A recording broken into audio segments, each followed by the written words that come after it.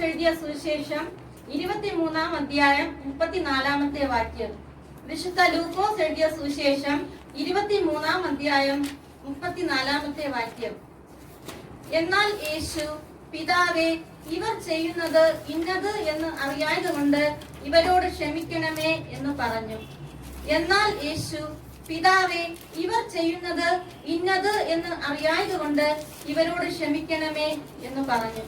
നമുക്ക് പ്രാർത്ഥിക്കാം. ക്രൂശിലൂടെ ഞങ്ങളെ സ്നേഹിക്കുകയും ഞങ്ങളെ വീണ്ടെടുക്കുകയും ചെയ്ത ജീവനുള്ള ദൈവമേ, സ്വർഗസ്ഥ പിതാവേ, അപ്പ, ഞങ്ങൾ അല്പസമയം അങ്ങ് ക്രൂശിലൂടെ മൊഴിഞ്ഞ തിരുമൊഴികളെ കുറിച്ച് ധ്യാനിക്കുവാനായി തിരുസന്നിധിയിലായിരിക്കുന്നു. കർത്താവേ, യേശുപ്പച്ച, ഈ മൊഴികൾ ഞങ്ങളുടെ ജീവിതത്തിൽ ഏറ്റവും അനുഗ്രഹകരമാക്കി തീർക്കണമെന്ന് പ്രാർത്ഥിക്കുന്നു. കർത്താവെ, ഞങ്ങൾ മൊഴികൾ ശരിയായ രീതിയിൽ ധ്യാനിക്കുവാൻ, അത് ഞങ്ങളുടെ ജീവിതത്തിന്, കർത്താവെ, ഞങ്ങളുടെ ജീവിത അന്ത്യത്തോളം ഏറ്റവും പ്രയോജനമുള്ളതായി തീരുവാൻ സഹായിക്കണമെന്ന് പ്രാർത്ഥിക്കുന്നു. കർത്താവെ, ഈ മൊഴി സംസാരിക്കുന്ന അടിയനെയും ഇത് കേൾക്കുന്ന പ്രിയ മക്കളെ അവിടെ നിന്ന് ഒന്നുപോലെ അനുഗ്രഹിക്കണമെന്ന് പ്രാർത്ഥിക്കുന്നു. അപ്പ അവിടെ നിന്ന് തന്നെ സംസാരിക്കണമെന്ന് പ്രാർത്ഥിക്കുന്നു. രക്ഷകനുള്ള പ്രാർത്ഥന കൊടുക്കുന്ന സ്വർഗീയ പിതാവേ,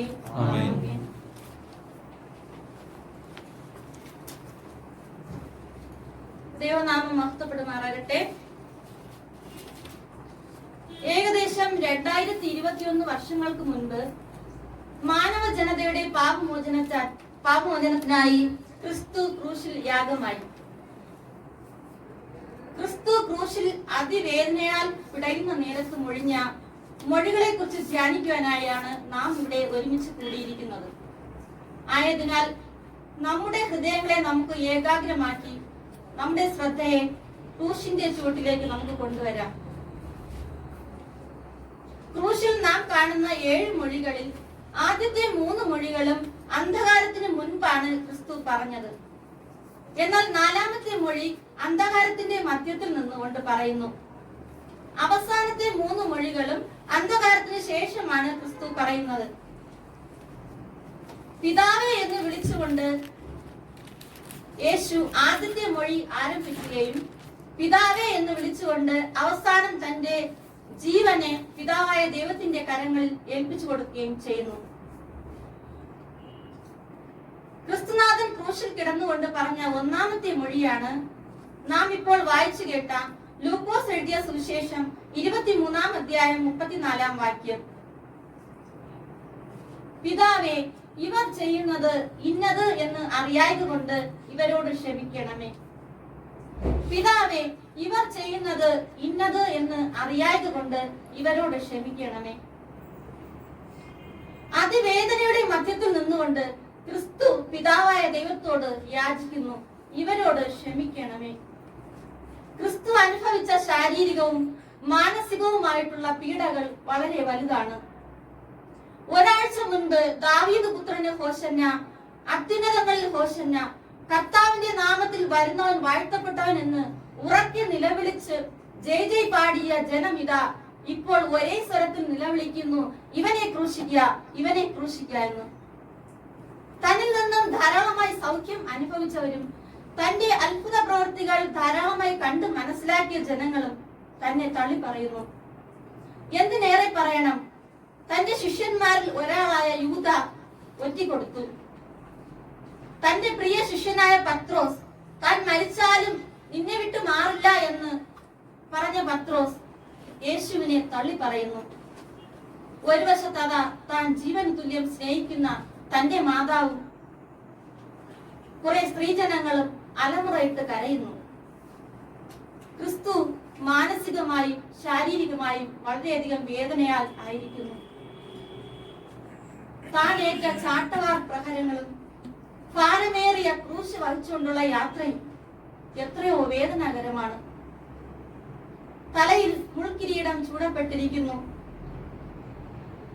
തലയിലൂടെ രക്തം വാർന്നൊലിക്കുന്ന അവസ്ഥ. കൈകളിലും കാലുകളിലും ആണികളാൽ തറയ്ക്കപ്പെട്ട് രക്തം വാർന്നൊലിക്കുന്ന അവസ്ഥ. അതിവേദനയാൽ ഞരങ്ങുന്ന നേരത്തും ക്രിസ്തു തന്നെ വേദനിപ്പിച്ചവർക്ക് വേണ്ടി പിതാവിനോട് പ്രാർത്ഥിക്കുന്നു, പിതാവേ, ഇവർ ചെയ്യുന്നത് ഇന്നതെന്നറിയായികയാൽ ഇവരോട് ക്ഷമിക്കണമേ. 70 വട്ടം ക്ഷമിക്കണം എന്ന് നമ്മോട് പറഞ്ഞ ക്രിസ്തു, നിന്റെ ഒരു കരണത്തടിച്ചാൽ മറ്റേതും കാണിച്ചു കൊടുക്ക എന്ന് നമ്മെ പഠിപ്പിച്ച ക്രിസ്തു, നിങ്ങളുടെ ശത്രുക്കളെ സ്നേഹിപ്പിൻ, നിങ്ങളെ ഉപദ്രവിക്കുന്നവർക്ക് വേണ്ടി പ്രാർത്ഥിപ്പിൻ, നിങ്ങളെ പകയ്ക്കുന്നവർക്ക് ഗുണം ചെയ്യുവിൻ, നിങ്ങളെ ശപിക്കുന്നവരെ അനുഗ്രഹിപ്പിൻ, നിന്റെ പുതപ്പ് എടുത്തു കളയുന്നവന് വസ്ത്രവും തടുക്കരുത് എന്ന് പഠിപ്പിച്ച ക്രിസ്തുവിന്റെ വാക്കിന്റെ പൂർത്തീകരണമാണ് ഈ മൊഴി. ക്ഷമയുടെ നെല്ലിപ്പലക പരിശോധിക്കപ്പെടുകയും പരീക്ഷിക്കപ്പെടുകയും ചെയ്ത നിമിഷത്തിലും തന്റെ വാക്കും പ്രവൃത്തിയും രണ്ടാകാതെ അവൻ കാത്തു സൂക്ഷിച്ചു.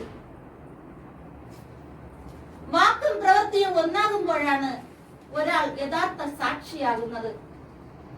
സാക്ഷ്യമില്ലാത്തവരുടെ സാക്ഷ്യമാണ് ഈ കാലഘട്ടത്തിന്റെ ഏറ്റവും വലിയ പ്രശ്നം. ശത്രുവിനെ സ്നേഹിച്ചും അവരുടെ നന്മയ്ക്ക് വേണ്ടി പ്രാർത്ഥിച്ചും തടക്കം വന്നവർക്ക് മാത്രമേ അവരോട് ക്ഷമിക്കാൻ സാധിക്കൂ.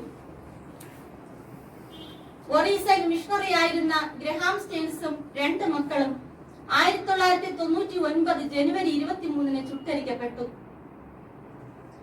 ജീവിതത്തിന്റെ ദൈർഘ്യം ദൈവമാണ് നിശ്ചയിക്കുന്നത്. കൊന്നവരോട് ഞാൻ ക്ഷമിക്കുന്നു, എന്റെ ഭർത്താവിനെയും മക്കളെയും ഞാൻ സ്വർഗത്തിൽ കാണും എന്നതായിരുന്നു അദ്ദേഹത്തിന്റെ ഭാര്യ ശ്രീമതി ഗ്ലാഡിസിന്റെ പ്രതികരണം. പകയും വിദ്വേഷവും വെടിഞ്ഞാൽ മാത്രം പോരാ, ശത്രുവിനെ സ്നേഹിക്കാൻ കൂടി കഴിഞ്ഞാൽ മാത്രമേ ക്ഷമ നൽകാൻ നമുക്ക് സാധിക്കുകയുള്ളൂ. ഇവിടെ ഇതാ ജീവിക്കുവാനുള്ള സ്വാതന്ത്ര്യം എടുത്തു കളഞ്ഞവരോട് പോലും ക്ഷമിക്കുന്ന യേശു.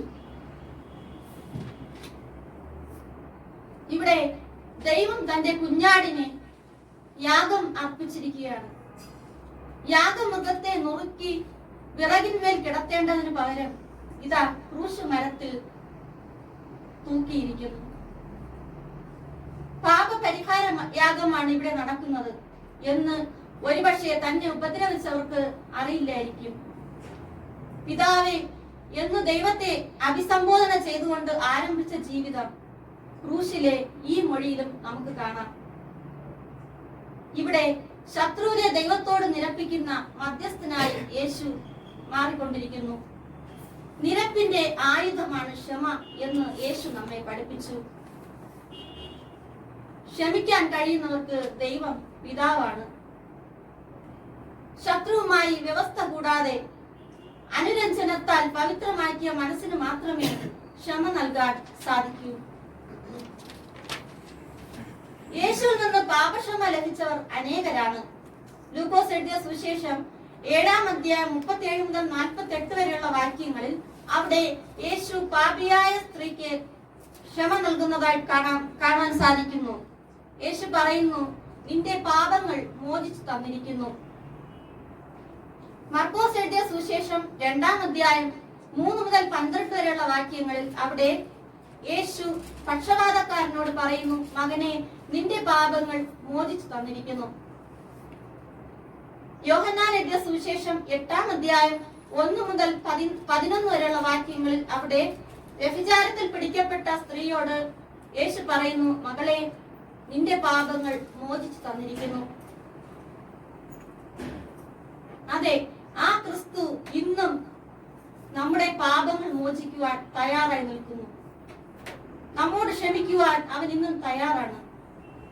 അവൻ പറയുന്നു, നിന്റെ പാപം എത്ര കടും ചുവപ്പായിരുന്നാലും ഹിമം പോലെ വെളുപ്പിക്കും.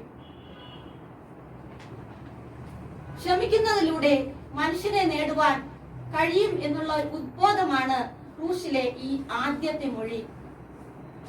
മുറിഞ്ഞുപോയ ബന്ധങ്ങളെ തമ്മിൽ യോജിപ്പിക്കുന്ന ഒരു പാലമാണ് ക്ഷമ. ഒരു മനുഷ്യന്റെ മനസ്സിന്റെ വലിപ്പമാണ് ക്ഷമയിൽ കൂടെ കാണുവാൻ സാധിക്കുന്നത്. നാം മറ്റുള്ളവരോട് ക്ഷമിക്കുന്നതിലൂടെ നാം തന്നെയാണ് രക്ഷപ്പെടുന്നത്. കാരണം നാം പ്രാർത്ഥിക്കുന്നത് ഇപ്രകാരമാണ്, ഞങ്ങളുടെ കടക്കാരോട് ഞങ്ങൾ ക്ഷമിക്കുന്നത് പോലെ ഞങ്ങളുടെ കടങ്ങൾ ഞങ്ങളോടും ക്ഷമിക്കണമേ എന്ന്. ക്ഷമയുടെ ഉദാത്തമായ മാതൃക കാട്ടിത്തന്ന ക്ഷമയുടെ നിറവിടമായ ക്രിസ്തുവിനോട് നമുക്ക് പ്രാർത്ഥിക്കാം. കർത്താവേ, അങ്ങ് ശത്രുക്കളോട് ക്ഷമിച്ചതുപോലെ ഞങ്ങളും മറ്റുള്ളവരോട് ക്ഷമിക്കുവാൻ ഞങ്ങളെ സഹായിക്കണമേ. നമുക്ക് ആ ക്രൂശിതന്റെ മുഖത്തേക്കൊന്ന് നോക്കാം. നാം എത്രയോ തവണ നമ്മുടെ വാക്കുകൊണ്ട്, പ്രവൃത്തി കൊണ്ട്, ചിന്തകൾ കൊണ്ട് ക്രിസ്തുവിനെ വേദനിപ്പിച്ചവരാണ്, ഇപ്പോഴും വേദനിപ്പിച്ചുകൊണ്ടിരിക്കുന്നു. എന്നാൽ അതെല്ലാം ക്ഷമിക്കുവാൻ ക്രിസ്തു തയ്യാറായി നിൽക്കുന്നു. 2021 വർഷങ്ങൾക്ക് മുൻപ് ക്രൂശിൽ 3 ആണികളാൽ തൂങ്ങി അതിവേദനാൽ പിടയുന്ന നേരത്തും ക്രിസ്തു പറയുന്നു, പിതാവേ, ഇവർ ചെയ്യുന്നത് ഇന്നതെന്നറിയായതുകൊണ്ട് ഇവരോട് ക്ഷമിക്കണമേ. പിതാവേ, ഇവർ ചെയ്യുന്നത് ഇന്നതെന്നറിയായതുകൊണ്ട് ഇവരോട് ക്ഷമിക്കണമേ. ക്രിസ്തുവിന്റെ ഈ വാക്കുകൾ നമ്മുടെ ജീവിതത്തിൽ എല്ലായ്പ്പോഴും മുഴങ്ങിക്കേൾക്കട്ടെ. ക്ഷമയുടെ മാതൃക കാട്ടിത്തന്ന യേശുവിന്റെ ജീവിതം തന്നെ നമുക്കും മാതൃകയാക്കാം. അതിനായി ദൈവം ഈ നാളുകളിൽ തന്റെ പരിശുദ്ധാത്മാവിനാൽ നമ്മെ ഓരോരുത്തരെയും സഹായിക്കുമാറാകട്ടെ. ആമേൻ. പ്രാപിച്ചു വരുമ്പോൾ എന്നെ ഓർത്തുകൊള്ളണമേ എന്ന് പറഞ്ഞു. യേശു അവനോട്, ഇന്ന് നീ എന്നോട് കൂടെ പറവീസായിരിക്കും എന്ന് ഞാൻ സത്യമായിട്ടും എന്നോട് പറയുന്നു എന്ന് പറഞ്ഞു. യേശു ക്രിസ്തുവിനോടൊപ്പം ക്രൂശിതരായ കുറ്റം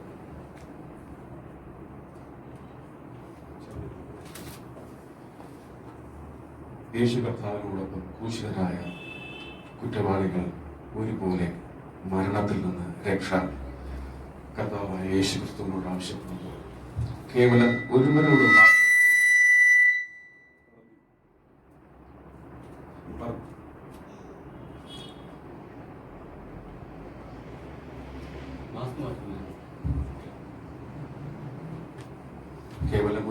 മാത്രം നീ എന്നോട് കൂടെ പരദീസായിരിക്കുമെന്ന് പറഞ്ഞതിനെ കുറിച്ചുള്ള ഒരു ചിന്തയാണ് നമുക്ക് ഇന്നത്തെ ഈ വചനത്തിലൂടെ ദൈവം നമുക്ക് കാണിച്ചു തരാൻ ആഗ്രഹിക്കുന്നത്. പാരഡൈസ് എന്ന വാക്കിന്റെ ഉൽപ്പത്തി എന്ന് പറയുന്നത് ഗ്രീക്ക് വേർഡായ പാരഡൈസോസ് എന്ന വാക്കിൽ നിന്നാണ്. അതിന്റെ അർത്ഥം ഉദ്യാനം എന്നാണ്. പാരഡൈസിനെ കുറിച്ചുള്ള പരാമർശം ഏകദേശം 49 തവണ സത്യവേദ പുസ്തകത്തിൽ പറഞ്ഞിരിക്കുന്നു. പുതിയ വേദ പുസ്തകത്തിൽ, പുതിയ നിയമത്തിൽ ലൂക്കോസ് 23:43 അല്ലാതെ 2 കൊരിന്ത്യർ 12:3 വെളിപ്പാട് 2:7 പർദീസയെ കുറിച്ച് പരാമർശിച്ചിരിക്കുന്നതായിട്ട് നമുക്ക് കാണാൻ സാധിക്കുന്നു. ക്രൂശുമരണത്തിന്റെ ഉദ്ദേശമായി കണക്കാക്കുന്നത് പാപിക്ക് പർദീസ നൽകുക എന്നതായിരുന്നു എന്ന് നമുക്ക് ഈ വചനത്തിലൂടെയൊക്കെ കാണുവാൻ സാധിക്കുന്നു. തലയോടിടം എന്ന സ്ഥലത്ത് വെച്ച് യേശു ക്രിസ്തു 2 കള്ളന്മാരോടൊപ്പം ക്രൂശിക്കപ്പെട്ടപ്പോൾ വളരെയധികം വിഷമ അവസ്ഥകൾ യേശു ക്രിസ്തു സഹിക്കാനിടയായി. ആ ക്രൂശീകരണം 700 വർഷം മുമ്പുള്ള യെശയ്യാ പ്രവാചകന്റെ പ്രവചനത്തിന്റെ നിവൃത്തിയാണ് അതിലൂടെ നമുക്ക് കാണുവാൻ സാധിക്കുന്നത്. യെശയ്യാ പ്രവചനം 53:12 പ്രകാരം പറയുന്നു, അവൻ അതിക്രമക്കാരോട് എണ്ണപ്പെടുകയും ചെയ്തു എന്ന് പറയുന്നുണ്ട്. അപ്പോൾ അതിന്റെ പൂർത്തീകരണമായി നമുക്ക് യേശുക്രിസ്തുവിന്റെ ക്രൂശ് മരണം മനസ്സിലാക്കുവാൻ സാധിക്കുന്നു. യേശുക്രിസ്തുവിന്റെ ക്രൂശീകരണ സമയത്ത് സകല നിന്ദകളും അദ്ദേഹം ഏറ്റുവാങ്ങി. പരീക്ഷന്മാരിൽ നിന്നും, യഹൂദ പ്രമാണികളിൽ നിന്നും, അങ്ങനെ നാനാവിധ ആൾക്കാരിൽ നിന്നും എല്ലാം യേശുക്രിസ്തുവിന് നിന്ന് ഏറ്റുവാങ്ങേണ്ടി വന്നതായിട്ട് കാണുവാൻ സാധിക്കുന്നു. അതിൽ യേശുക്രിസ്തുവിനെ ഏറ്റവും വേദനിപ്പിച്ചതായിട്ട് കാണുവാൻ സാധിക്കുന്നത് തന്നോടൊപ്പം ഇരുവശങ്ങളിൽ ക്രൂശിക്കപ്പെട്ട ദുഷ്ടന്മാരിൽ നിന്നുള്ള തുടക്കത്തിലുള്ള നിന്ന തന്നെയാണ്. അതിൽ ഒരുവൻ, നീ ക്രിസ്തു അല്ലയോ, നീ നിന്നെ തന്നെയും ഞങ്ങളെ രക്ഷിക്കുക എന്ന് പറഞ്ഞ് യേശുക്രിസ്തുവിനെ ദുഷിച്ചതായിട്ട് നമുക്ക് കാണുവാൻ സാധിക്കുന്നു. അപ്പോൾ അതേസമയം മറ്റ് ദുഷ്പ്രവർത്തിക്കാരൻ തന്റെ മനോഭാവത്തിന് ചെറിയൊരു മാറ്റം സംഭവിക്കുകയും അവനോടായിട്ട് ഇപ്രകാരം പറയുന്നതായിട്ട് നമുക്ക് കാണുവാൻ സാധിക്കുന്നു. സമശിക്ഷാവധിയിൽ ആയിരുന്നിട്ടും നീ ദൈവത്തെ ഭയപ്പെടുന്നില്ലയോ? നാമോ ന്യായമായിട്ട് ശിക്ഷ അനുഭവിക്കുന്നു. നാം പ്രവർത്തിച്ചതിന് യോഗ്യമായതല്ലയോ കിട്ടിയിരിക്കുന്നതെന്നും ഇവനോ അരുതാത്തൊന്നും ചെയ്തിട്ടില്ല എന്നും അവനോടായിട്ട് പറയുന്നതായിട്ട് കാണുവാൻ സാധിക്കുന്നു. ഇപ്രകാരം അവനെ ശാസിച്ച് പറയുന്നതിൽ 3 പ്രത്യേകതകൾ ഉള്ളതായിട്ട് നമുക്ക് കാണുവാൻ സാധിക്കുന്നു. ഒന്നാമതായിട്ട് പറയുന്നത്, ഈ പറഞ്ഞ ദുഷ്പ്രവൃത്തിക്കാരന് അല്ലെങ്കിൽ കള്ളന് ദൈവഭയം ഉള്ളതായിട്ട് നമുക്ക് കാണുവാൻ സാധിക്കും. രണ്ടാമതായി അവൻ സ്വയം കുറ്റം ചെയ്തു എന്നുള്ള തോന്നലും ഇതിലൂടെ ഉളവാകുന്നുവെന്ന് അവന് മനസ്സിലാക്കാൻ സാധിക്കുന്നു. മൂന്നാമതായി യേശുക്രിസ്തുവിന്റെ നിരപരാധിത്വം അവൻ അംഗീകരിച്ചതായിട്ട് നമുക്ക് ഇതിലൂടെ മനസ്സിലാക്കാൻ സാധിക്കുന്നു. അപ്പോൾ കേവലം നമുക്കൊരു സംശയം ഈ സമയത്ത് ഉണ്ടാവുക, എന്തുകൊണ്ടാണ് ഈ ഒരു കള്ളനിൽ മാത്രം ഇങ്ങനെ ഒരു മാറ്റം ഉണ്ടായത്? കാരണം യേശുവിന്റെ പീഡാനുഭവം തുടങ്ങുന്ന സമയത്ത് തൊട്ടേ ഇവർ കൂടെയുള്ളതായിട്ട് നമുക്ക് അനുമാനിക്കാൻ സാധിക്കുന്നു. ഈ പീഡനങ്ങളും യേശുക്രിസ്തുവിന്റെ കുരിശ് ചുമലിലേക്കുള്ള യാത്രകളെല്ലാം ദൃക്സാക്ഷിയായിട്ടുള്ള ചരിത്രം പറയുന്നതായിട്ട് നമുക്ക് മനസ്സിലാക്കാൻ സാധിക്കുന്നു. ആ സമയത്തെല്ലാം അതുവരെ അവസാനം യേശുവിന്റെ തലയ്ക്ക് മുകളിൽ യഹൂദയുടെ രാജാവെന്ന് മുദ്രകുത്തുമ്പോഴും അവസാനം തന്നെ പീഡിപ്പിച്ചവരോടും പരിഹസിച്ചവരോടും അവസാനം ദൈവമേ യേശുവേ അങ്ങ് എന്റെ പിതാവെ ഇവരോട് ഇവർ ചെയ്യുന്നത് എന്തെന്ന് അറിയത്തില്ല, ഇവരോട് ദൈവം പൊറുക്കണേ എന്ന് പറയുന്നവരെയും ഇരുവരും ഈ രണ്ട് കള്ളന്മാരും ഒരുപോലെ സാക്ഷിയായ അവസരത്തിൽ കേവലം ഒരുവന് എന്താണ് ഇങ്ങനൊരു മാനസാന്തരമായി ഇങ്ങനെ ഒരു സംസാരം അവരിൽ നിന്നുണ്ടായതെന്ന് നമുക്ക് സ്വാഭാവികമായിട്ടും ഒരു സംശയം ഉണ്ടാകാം. അതിന് യോഹന്നാൻ സുവിശേഷം 6-ാം അധ്യായം 44-ാം വാക്യത്തിൽ പറയുന്നത് ഇപ്രകാരമാണ്: പിതാവ് ആകർഷിച്ചിട്ടല്ലാതെ ആരും എന്റെ അടുക്കൽ എത്തുന്നില്ല എന്നുള്ളതാണ്. അതായത് പരിശുദ്ധാത്മാവിന്റെ ഒരു ഇടപെടൽ ആ കള്ളനിൽ ഉണ്ടായത്, അത് യേശു മുഖാന്തരം ഉണ്ടായത് കൊണ്ട് മാത്രമാണ് അവനിൽ അപ്രകാരം ഒരു മാനസാന്തരം ഉണ്ടാവുകയും ഇപ്രകാരം അവനെ സംസാരിക്കാൻ പ്രചോദിപ്പിച്ചതും ചെയ്തതെന്ന് നമുക്ക് മനസ്സിലാക്കാൻ സാധിക്കുന്നു.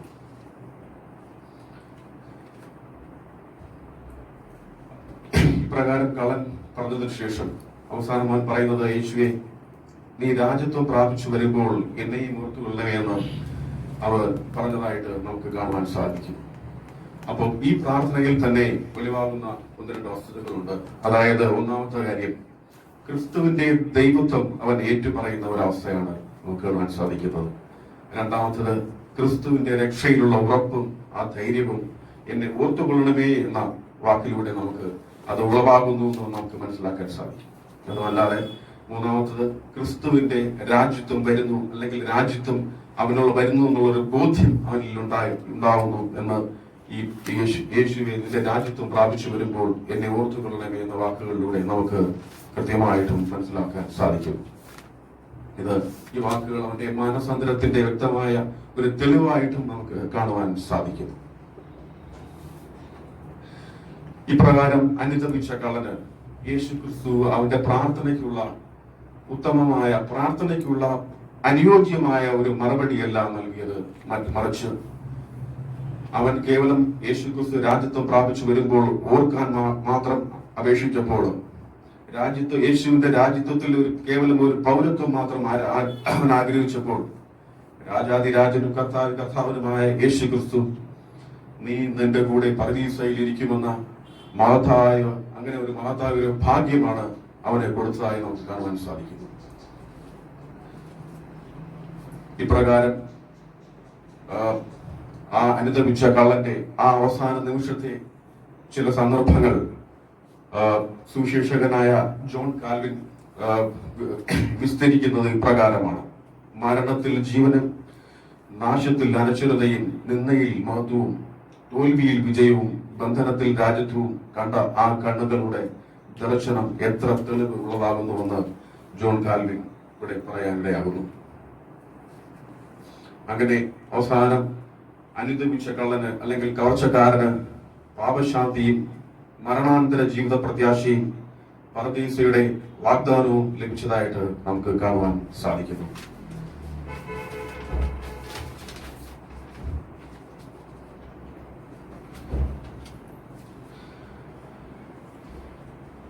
ക്രൂശിൽ അനുഗമിച്ച കള്ളൻ നൽകുന്ന ചില ആത്മീയ ചിന്തനങ്ങൾ 1-2 ഉണ്ട്. അത് എന്തെന്നാൽ,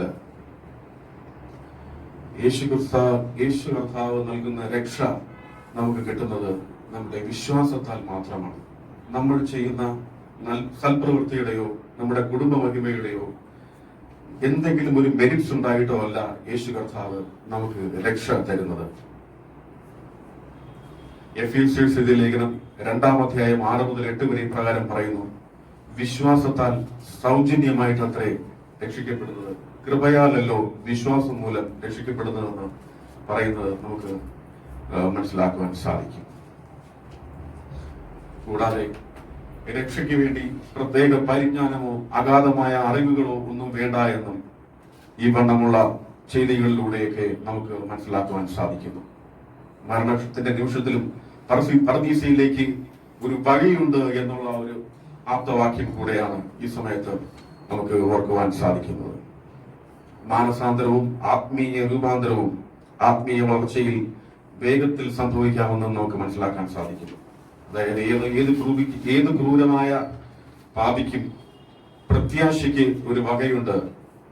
അതായത് മരണക്കിടക്കയിൽ മാനസാന്തരപ്പെടുന്നവരുടെ മാനസാന്തരം ഒരിക്കലും പുച്ഛിച്ചുകൂടി നമ്മൾ തള്ളാൻ പാടില്ല. കാരണം യേശു കർത്താവ് അപ്രകാരം ചെയ്തില്ല എന്ന് നമുക്ക് ഈ ചിന്തനങ്ങളിലൂടെ വായിച്ച് മനസ്സിലാക്കാൻ സാധിക്കുന്നു.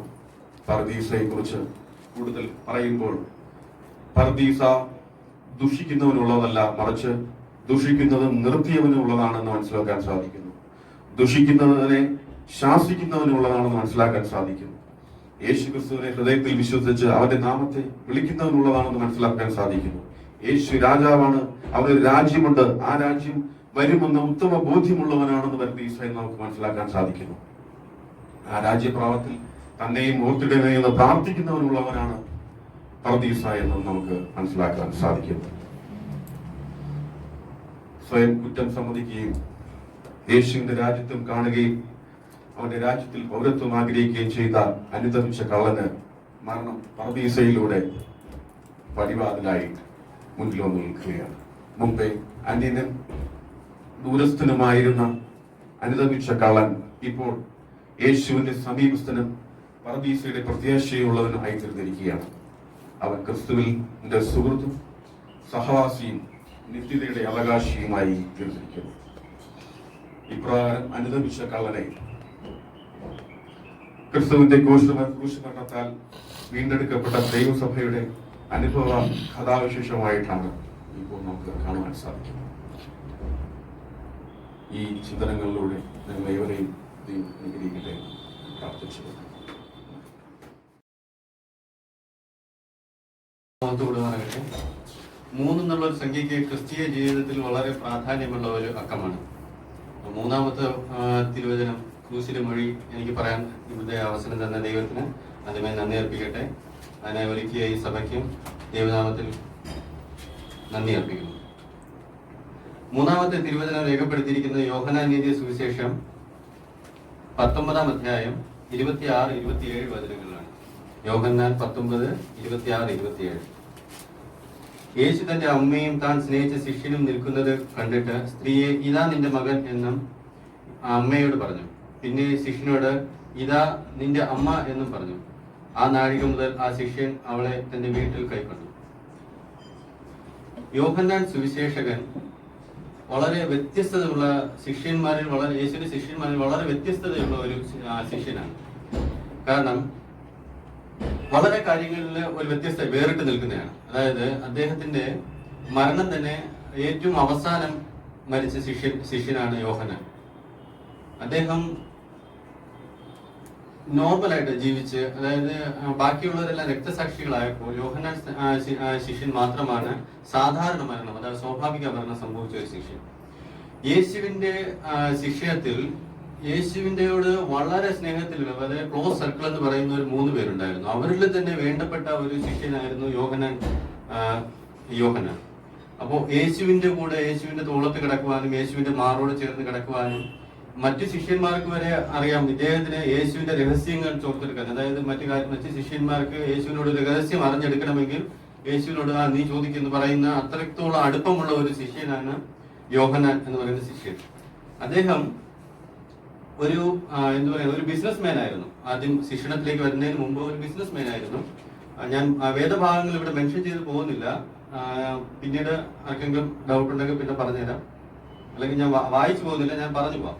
അദ്ദേഹത്തിന്റെ തൊഴില് ബിസിനസ് ആയിരുന്നു. അതായത് മർക്കോസ് എഴുതിയ സുവിശേഷം 1:16 മുതൽ 20 വചനങ്ങളിൽ 5 പേര് ചേർന്നിട്ടുള്ള ഒരു ബിസിനസ് നടത്തിക്കൊണ്ടിരിക്കുകയായിരുന്നു ഇദ്ദേഹം. അതായത് കബർന്നഭൂമിയിൽ ഇദ്ദേഹം Peter, Andrews, John, James, Zebedee ഇവർ ചേർന്ന് ഒരു മീൻപിടുത്തത്തിന്റെ ഒരു ബിസിനസ് നടത്തി വരുമായിരുന്നു. ഇയാള് സമൂഹത്തിൽ ഒരു താഴ്ന്ന വ്യക്തിയല്ല നമ്മുടെ വീക്ഷണത്തിലുള്ളത് പോലെ. പക്ഷെ ഇദ്ദേഹം വളരെ സ്വാധീനമുള്ള, അതായത് യേശുവിനെ അറസ്റ്റ് ചെയ്ത് കൊണ്ടുപോയപ്പോൾ ഇദ്ദേഹം മഹാപുരോഹിതനോടുള്ള പരിചയമുള്ളവനായിരുന്നുവെന്നും ഇദ്ദേഹം നടുമുറ്റം വരെ കടന്നു ചെന്നു എന്ന് പറഞ്ഞതിന്റെ യോഹന്നാന്റെ സുവിശേഷം 18-15-16 വചനങ്ങളിൽ തന്നെ പറയുന്നു. ഇദ്ദേഹത്തിന് കബർന്നഹൂമിൽ ഒരു ഭവനം ഉണ്ടായിരുന്നു. അതുപോലെ തന്നെ യെരുശലേമിലും ഒരു ഭവനം ഉണ്ടായിരുന്നു. അതായത് യേശു മരിച്ചതിന് ശേഷം യേശുവിന്റെ അമ്മയെ യെരുശലേമിലാണ് അദ്ദേഹം പ്രാർത്ഥിച്ചത്. പിന്നീട് അദ്ദേഹം മറിയ മരിക്കുന്നതോളം അദ്ദേഹം യെരുശലേമിൽ തന്നെയായിരുന്നു. മറിയ മരിച്ചതിന് ശേഷം പിന്നെ അദ്ദേഹം അദ്ദേഹത്തിന്റെ സുവിശേഷ പ്രസംഗവും മറ്റുമായിട്ട് പല രാജ്യങ്ങൾ സഞ്ചരിക്കുകയും പിന്നീട് അദ്ദേഹം എഫസോസിൽ വെച്ചാണ് മരിച്ചത്. പിന്നീടുള്ള സമയം അദ്ദേഹം ജെറുസലേമിൽ നിന്ന് എഫസോസിലേക്ക് പോവുകയും എഫസോസിൽ വെച്ചാണ് അദ്ദേഹം മരിച്ചത് എന്നാണ് പറയപ്പെടുന്നത്. അദ്ദേഹത്തിനെ കുറിച്ചുള്ള പല കാര്യങ്ങളും ഇവിടെയുണ്ട്. അതായത് യേശു ഇദ്ദേഹത്തെ വിളിച്ചിരുന്നത് ഒരു ഇടിമക്കൾ എന്നുള്ള പേരുകൊണ്ടാണ് ഇദ്ദേഹം സ്നേഹത്തോടെ വിളിച്ചിരുന്നത്. അതായത് അദ്ദേഹത്തിന്റെ സ്വഭാവം കൊണ്ട് തന്നെയാണ്. അദ്ദേഹം വളരെ തീവ്രമായ ചിന്താഗതികളും വിശ്വാസത്തിൽ ഒരു തീവ്രമായ തീഷ്ണതയുള്ള ഒരു വ്യക്തിയായിരുന്നു. അതായത് യേശുവിന്റെ ശിഷ്യനല്ലാതെ ഒരാള് യേശുവിന്റെ പേരിൽ ഭൂതങ്ങളെ പുറത്താക്കുന്നു എന്ന് പറഞ്ഞ് ഇയാൾ കണ്ടപ്പോൾ അദ്ദേഹത്തിനെ വിരോധിക്കുകയാണ് ചെയ്തത്. അത് വന്നിട്ട് യേശുവിന്റെ അടുത്ത് പറയുകയും ചെയ്തു, ഞാൻ അവനെ തകർത്തിട്ടുണ്ട് എന്ന് പറഞ്ഞിട്ട് യേശുവിന്റെ അടുത്ത് വന്ന് പറയുന്നുണ്ട്. അതായത് ലൂക്കോസിന്റെ സുവിശേഷം 9:49-50 വചനങ്ങളിലാണ് അദ്ദേഹം അത് സൂചിപ്പിക്കുന്നത്. അതുപോലെ തന്നെ ലൂക്കോസിന്റെ സുവിശേഷം 9:54 തന്നെ പറയുന്നുണ്ട്, ശമരിയയിലെ ആൾക്കാര് ദൈവത്തെ വിശ്വാസം ഇല്ലെന്ന് കണ്ടപ്പോൾ അയാൾ പറയാന് ഏലിയാവ് ആകാശത്ത് നിന്ന് തീ ഇറക്കിയതുപോലെ നീ കൽപ്പിച്ച ഈ ശമരിയിലെ ആൾക്കാരെ എല്ലാം നശിപ്പിച്ചു കളയുക എന്ന് പറഞ്ഞുകൊണ്ട് യേശുവിനോട് അഭ്യർത്ഥിക്കുകയാണ്. അത്രയ്ക്ക് ഒരു കഠിനമായ തീഷ്ണമായ ഒരു വിശ്വാസം ഉണ്ടായിരുന്ന ഒരു വ്യക്തിയായിരുന്നു. പക്ഷെ യേശുവിന്റെ സ്നേഹം കൊണ്ട് അദ്ദേഹത്തെ അലിയിച്ച് പിന്നീട് അദ്ദേഹം സ്നേഹത്തിന്റെ ശിഷ്യൻ, അതായത് സ്നേഹത്തിന്റെ അപ്പോസ്റ്റൽ എന്ന് പറഞ്ഞുകൊണ്ട് അദ്ദേഹത്തെ പിന്നീട് അറിയാൻ കഴിഞ്ഞു.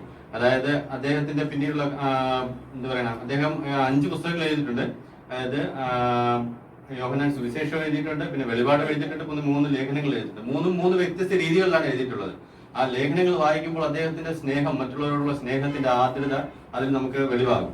അതുപോലെ തന്നെ ഈ യേശുവിന്റെ ഈ ക്രൂശിന്റെ ഈ സന്നിധിയിൽ ഈ 3-ാമത്തെ വചനം പറയുമ്പോൾ വിന്നസായിട്ട് ഉണ്ടായിരുന്ന 5 പേരെയാണ് അവിടെ വെളിപ്പെടുന്നത്. അത് യോഹന്നാൻ ഞാൻ മെൻഷൻ ചെയ്തു. യോഹന്നാൻ മാത്രമാണ് യേശുവിന്റെ മരണത്തിന് ദൃക്സാക്ഷിയായിട്ടുള്ള ഒരു ലേഖകൻ എന്ന് പറഞ്ഞാൽ ഇത് നമ്മളെ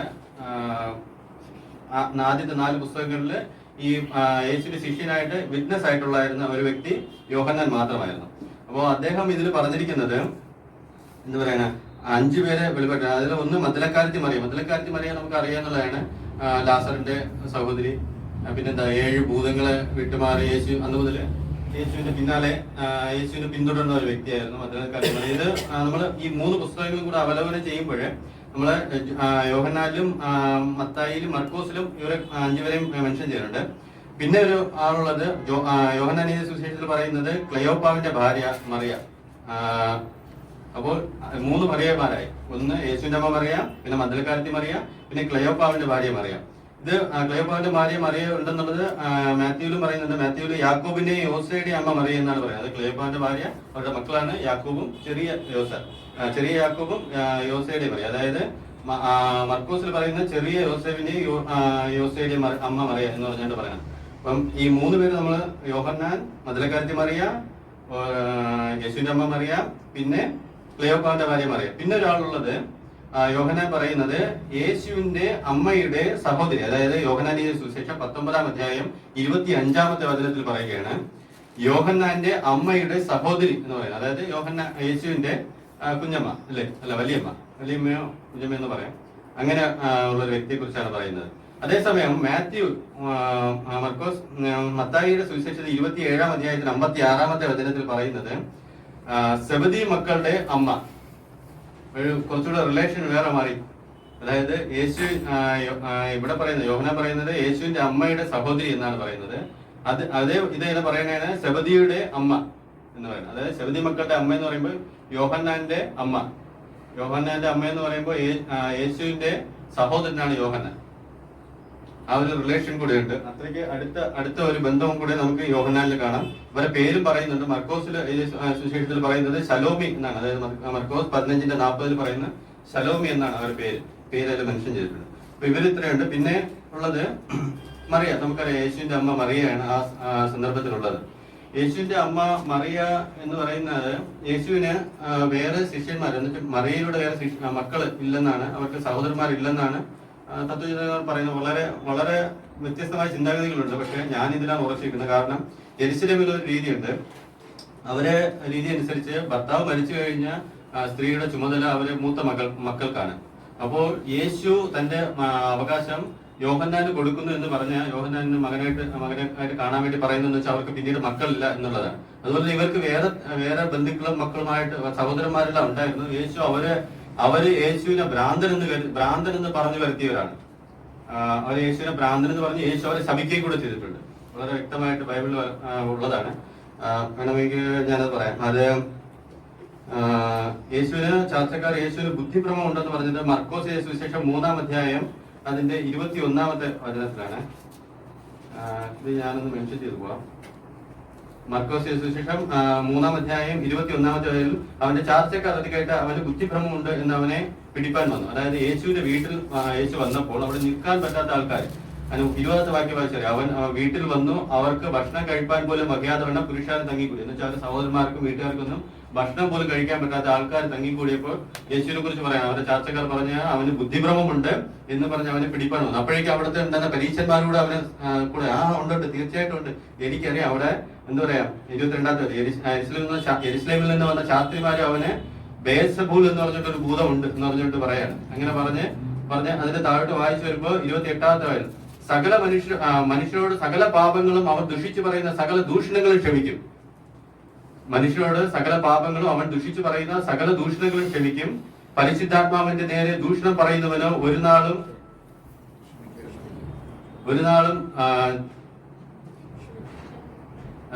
ക്ഷമിക്കയില്ല എന്ന് പറഞ്ഞിട്ട് 29-ാമത്തെ വചനത്തിൽ പരിശുദ്ധാത്മാവിന്റെ നേരെ ദൂഷണം പറയുന്ന ഒരു നാളും ക്ഷമ കിട്ടാതെ നിത്യശിക്ഷയ്ക്ക് യോഗ്യനാകും എന്ന് ഞാൻ സത്യമായിട്ട് നിങ്ങളോട് പറയും. യേശു ആണായിട്ട് പറയാ, ഇവരൊന്നും ഒരിക്കലും രക്ഷപ്പെടത്തില്ല. അതുപോലെ നമ്മൾക്ക് എന്ത് തെറ്റുകളും ദൈവം ക്ഷമിക്കുന്ന തെറ്റാണ്. ഇത് ഞാൻ എടുത്ത് വായിക്കാനുള്ള കാരണം പലർക്കും അനുഗ്രഹങ്ങൾ കിട്ടാൻ ഭയങ്കര വിലങ്ങായിട്ട് നിൽക്കുന്ന ഒരു പാപം എന്ന് പറയുന്നത് ദൈവം പോലും പൊറുക്കാത്ത ഒരു പാപമാണ് ദൈവദൂഷണം. അതുകൊണ്ട് അങ്ങനെയുള്ള പാപങ്ങൾ നമ്മുടെ ജീവിതത്തിൽ വരാതിരിക്കട്ടെ. പിന്നെ അതുകൊണ്ട് തന്നെ മറിയ ഒരു എന്താ പറയാ തികച്ചും സമൂഹത്തിലെ ഒരു ഒറ്റപ്പെട്ട ഒരു സ്ത്രീ ആയിരുന്നു ആ സമയത്ത്, യേശു മരിക്കുന്ന സമയത്ത്. യേശു ജനിച്ച സമയത്ത് യേശുവിനെയും കൊണ്ട് മറിയ ആദ്യമായി പള്ളിയിൽ പോയപ്പോൾ അവിടെ പരിശുദ്ധാത്മാവിന്റെ ആത്മാവ് കൊണ്ട് ശിമിയോൻ എന്ന് പറഞ്ഞ പ്രവാചകൻ അവിടെ വന്നിട്ട് യേശുവിനെ കുഞ്ഞിനെ എടുത്തിട്ട് എന്റെ രക്ഷ, ലോകത്തെ രക്ഷിക്കാനുള്ള ദൈവത്തിന്റെ രക്ഷ എന്റെ കണ്ണു കണ്ടുവല്ലോ എന്ന് പറഞ്ഞ് യേശുവിനെ എടുത്ത് ആഹ്ലാദിക്കുന്ന ഒരു ചിത്രമൊക്കെ ഉണ്ട്. അവിടെ ആ ചിത്രത്തിൽ യേശു അമ്മയ്ക്ക് ഇങ്ങനെ കുളിരുകോരി നിൽക്കുന്ന സമയത്ത് ഈ ശിമിയോൻ ജസ്റ്റ് ഒന്ന് തിരിഞ്ഞു നോക്കിയിട്ട് മറിയെ നോക്കി, മറിയെ കണ്ട ഉടനെ പറയാ, അയ്യോ എന്ന് പറഞ്ഞിട്ട് ഒരു നെടുവീർപ്പ് അല്ലെ, എന്ത് പറയാ, നിന്റെ സ്വന്തം പ്രാണനിൽ കൂടി ഒരു വാള് കടന്നു പോകും. യേശു ഈ ഒരു വാക്യം അച്ചട്ട് പോലെ എന്ന് പറഞ്ഞാൽ അക്ഷരം പ്രതി അതുപോലെ ഭവിക്കുന്ന ഒരു അവസ്ഥയാണ് യേശു ഈ ക്രൂശിൽ നിൽക്കുമ്പോൾ ഈ ഒരു അവസ്ഥയിൽ കാണുന്നത്.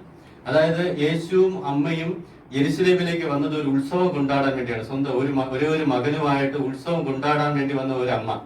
ആ മകനുമായിട്ട് ഉത്സവം എല്ലാം കൊണ്ടാടാൻ വന്നപ്പോൾ ഒരു 3 ദിവസം മുമ്പ് എല്ലാവരും കൂടെ ഇവൻ രാജാവാണെന്ന് പറഞ്ഞ് കഴുതപ്പുറത്ത് കൊണ്ടുവന്ന് ആഘോഷിച്ച് അതെല്ലാം കണ്ട് യേശുവിന്റെ അമ്മ വളരെ മനസ്സുകൊണ്ട് വളരെ സന്തോഷിച്ചിട്ടുണ്ടാവും. ഏതൊരു അമ്മയെ പോലെ ആ അമ്മ സന്തോഷിച്ചിട്ടുണ്ടാവും. ആ സന്തോഷം കഴിഞ്ഞ് 3-ാമത്തെ ദിവസം യേശുവിനെ പെട്ടെന്ന് തന്നെ രാത്രിയിൽ അറസ്റ്റ് ചെയ്യുകയും അതിന് പിറ്റേന്ന് രാവിലെ 9 മണിയായപ്പോൾ കുരിശിൽ തറയ്ക്കുകയാണ് ചെയ്തത്. തറച്ചിട്ട് ഏകദേശം 6 മണിക്കൂറോളം ആ ക്രൂസിൽ നിൽക്കുകയാണ്. എന്ന് പറഞ്ഞാൽ പട്ടാളത്തിൽ നമുക്കൊക്കെ ഒരു പണിഷ്മെന്റ് ഉണ്ട്, ഇങ്ങനെ മരത്തിൽ ഇങ്ങനെ തൂങ്ങി നിൽക്കുന്നത്. ഈ തൂങ്ങി നിൽക്കുമ്പോൾ വെറുതെ ഇങ്ങനെ തൂങ്ങിന്നാൽ ആദ്യം ഇങ്ങനെ നിൽക്കും, പിന്നെ കൈ ഇങ്ങനെ നെടുവ് ഇങ്ങനെയാവും, പിന്നെ ഇങ്ങനെയാവും. ഏകദേശം ഒരു 10-20 മിനിറ്റ് ഒക്കെ ആകുമ്പോഴേക്കുണ്ടല്ലോ ഈ കൈയുടെ ഇവിടെ എല്ലാം വേദനിക്കും. ഒരു അരമണിക്കൂർ അങ്ങനെ ഇട്ടിരിക്കത്തില്ല. എന്ന് പറഞ്ഞാൽ അരമണിക്കൂർ ഇട്ട് കഴിഞ്ഞാൽ നമ്മുടെ ഈ ഷോൾഡറിന്റെ ഈ ഭാഗത്ത് നിന്ന് ഈ 2 ഭാഗത്ത് നിന്ന് കൈ അങ്ങ് ഇണിഞ്ഞു പോകും. ഇണിഞ്ഞു പോയി പിന്നെ എന്ന് പറഞ്ഞാൽ ഈ ശ്വാസം ഒന്നും എടുക്കാൻ പറ്റത്തില്ല. ഇങ്ങനെ ഏങ്ങി വലിക്കണം, ഇങ്ങനെ കടന്ന് ഇങ്ങനെ കുനിഞ്ഞു കിടന്ന് അങ്ങനെ വലിക്കണം. അങ്ങനത്തെ അവസ്ഥയിൽ നിൽക്കുകയാണ് യേശു.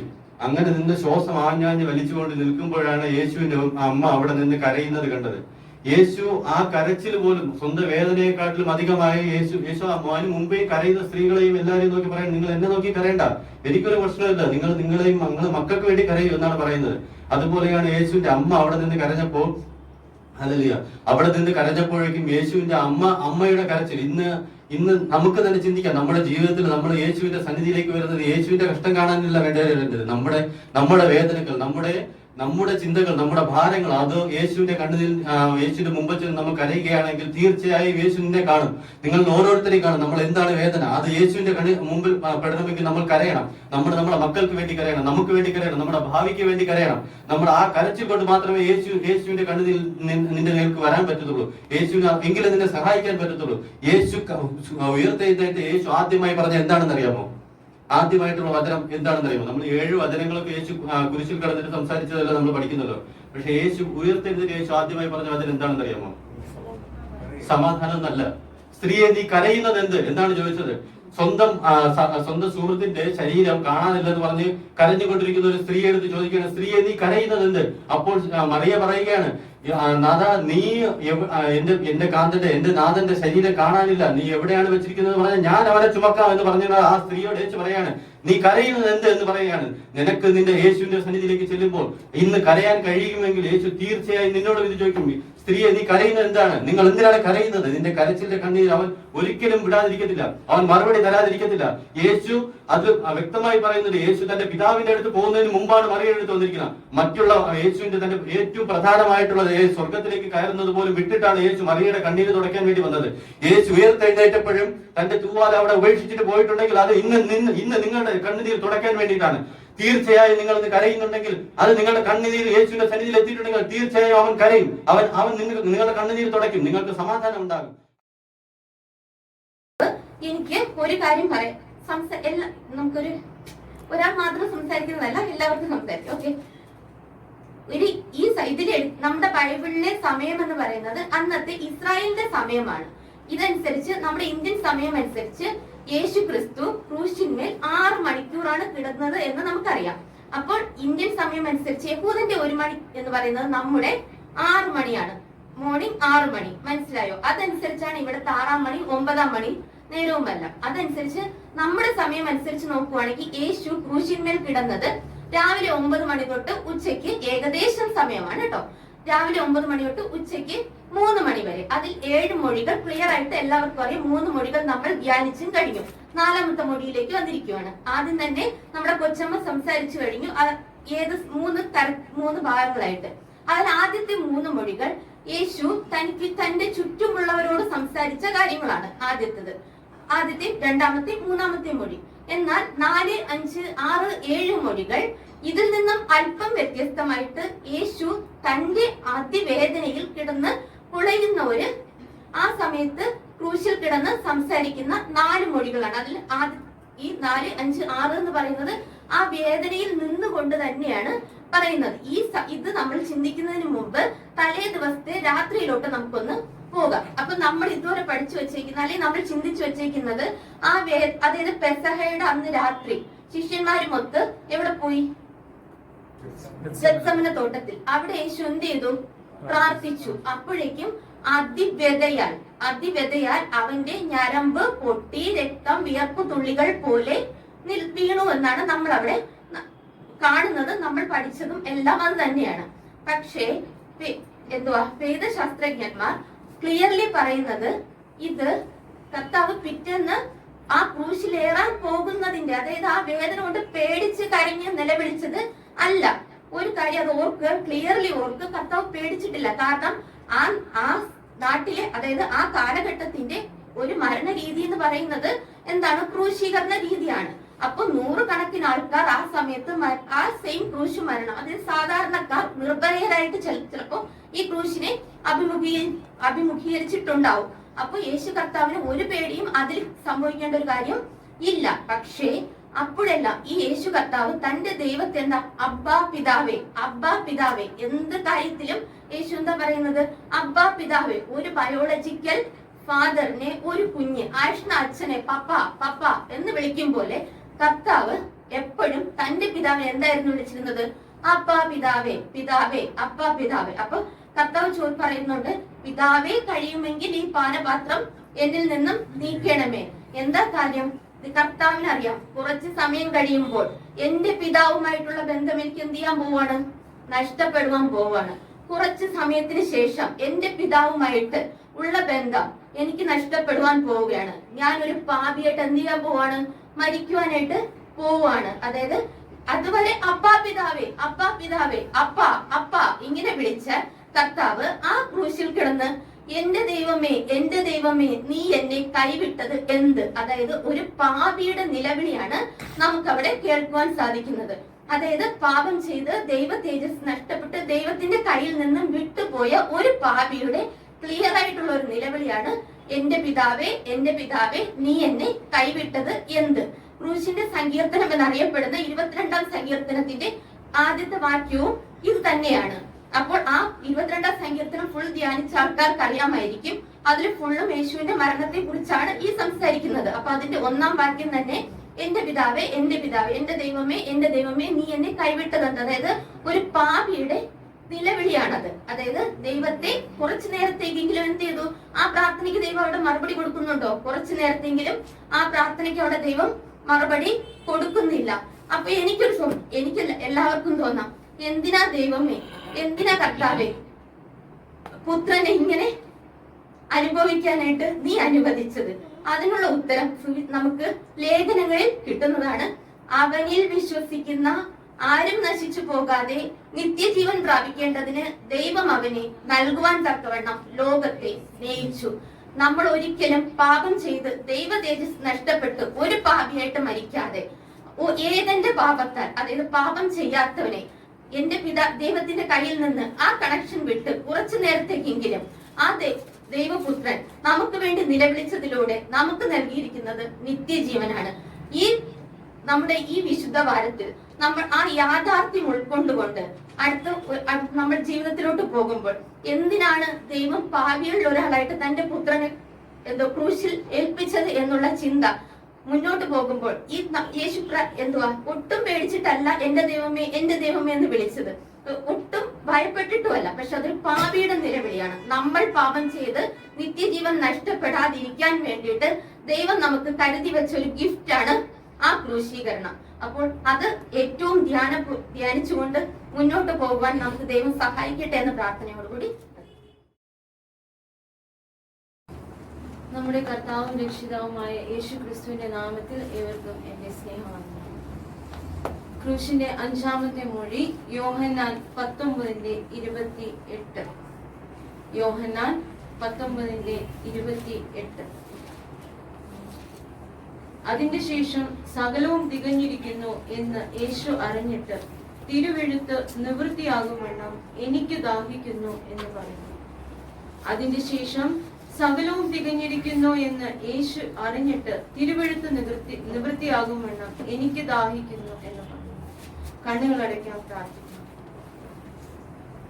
ഞങ്ങളുടെ പാപങ്ങൾക്ക് പരിഹാരമായി ക്രൂശിതനായി തീർന്ന ക്രിസ്തുവേ, ഞങ്ങൾ ഇന്ന് അങ്ങയുടെ ഒപ്പം കർത്താവെ ക്രൂശിന്റെ വഴികളിലൂടെ സഞ്ചരിക്കുമ്പോൾ കർത്താവെ അങ്ങ് ക്രൂശിലായിരിക്കുന്ന അങ്ങേക്ക് ദാഹിക്കുന്ന അവസ്ഥയിൽ ഞങ്ങളായിരിക്കുമ്പോൾ കർത്താവെ അങ്ങ് അനുഭവിച്ച അതേ ദാഹം ഞങ്ങൾ മനസ്സിലാകുന്നതിനും കർത്താവെ അങ്ങയുടെ ദാഹം തീർക്കുന്നവരുമായി ഞങ്ങൾ ഓരോരുത്തരും മാറുവാൻ ദൈവമേ അങ്ങ് ഞങ്ങളെ ഓരോരുത്തരെയും അനുഗ്രഹിക്കുന്നു. ദൈവമേ അടിയന്റെ വായുടെ വാക്കുകളും ഹൃദയത്തിലെ ധ്യാനവും ദൈവമേ അങ്ങയ്ക്ക് പ്രസാദകരമാക്കി മാറട്ടെ. നമ്മുടെ പാപങ്ങൾക്ക് പരിഹാരമായിട്ട് ക്രൂശിതനായി തീർന്ന ക്രിസ്തുവിന്റെ 5-ാമത്തെ മൊഴിയാണ് എനിക്ക് ദാഹിക്കുന്നു. ഇംഗ്ലീഷിൽ ഐ ആം തേഴ്സ്റ്റി. ഈ മൊഴി പറയുന്നത് തന്നെ മറ്റൊരു മൊഴിയുടെ പൂർത്തീകരണത്തിന് വേണ്ടിയാണ്. വചനം ഇതാണ്. മശിഹൈക സങ്കീർത്തനം എന്നറിയപ്പെടുന്ന സങ്കീർത്തനം 69-ന്റെ 21-ാമത്തെ വാക്യം.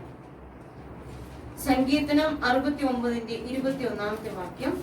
അവർ എനിക്ക് തിന്നുവാൻ കയ്പ് തന്നു, എന്റെ ദാഹത്തിന് അവൻ എനിക്ക് ചൊറുക്ക കുടിപ്പാൻ തന്നു. ഈ സങ്കീർത്തനം പാടിയിരിക്കുന്നത് നമുക്കറിയാം, ദാവീദ് രാജാവാണ് സങ്കീർത്തനം പാടിയിരിക്കുന്നത്. ദാവീദ് രാജാവിന്റെ വംശാവലിയിലാണ് യേശു ക്രിസ്തു ജനിക്കുന്നത്.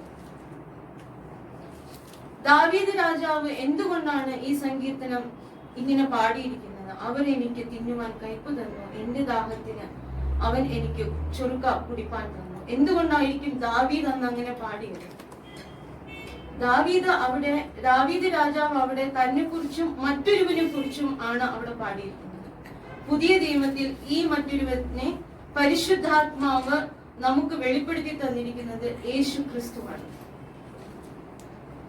ദാവീദ് വെറും ഒരു ആട്ടിടെ ബാലനായിരുന്നു. അവിടെ നിന്ന് ദൈവം അവനെ വിളിച്ച് ദൈവം അഭിഷേകം ചെയ്ത് രാജാവായിട്ട് ഉയർത്തി. എന്നാൽ നമുക്ക് ആ കഥകൾ വായിച്ചു നോക്കുമ്പോൾ അബ്ശാലോം, തന്റെ സ്വന്തം പുത്രനായ അബ്ശാലോം ദാവീദിൽ നിന്നും കുതന്ത്രങ്ങളിലൂടെ രാജ്യഭരണം കയ്യിലെടുത്തു.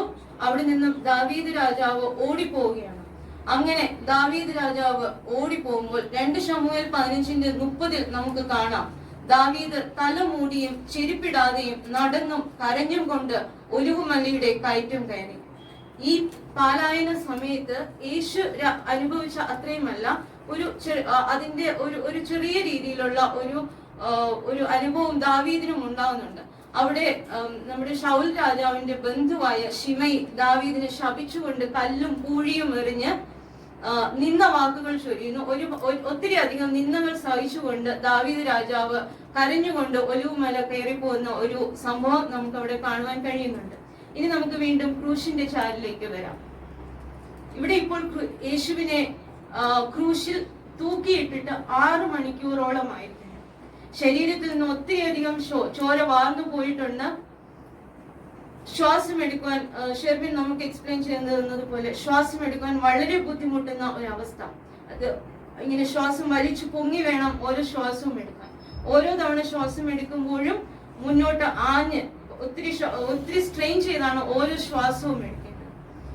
ഈ അവസ്ഥയിലും യേശു തിരുവഴുത്തുകളുടെ നിവൃത്തീകരണത്തിന് വേണ്ടി അത് ഓർക്കുന്ന ഒരു മനുഷ്യനായിട്ടാണ് ഇപ്പോൾ ക്രിസ്തു, ആ ദൈവപുത്രനായി മനുഷ്യപുത്രനായി തന്നെയാണ് ക്രിസ്തു അവിടെ കുരിശിലായിരിക്കുന്നത്.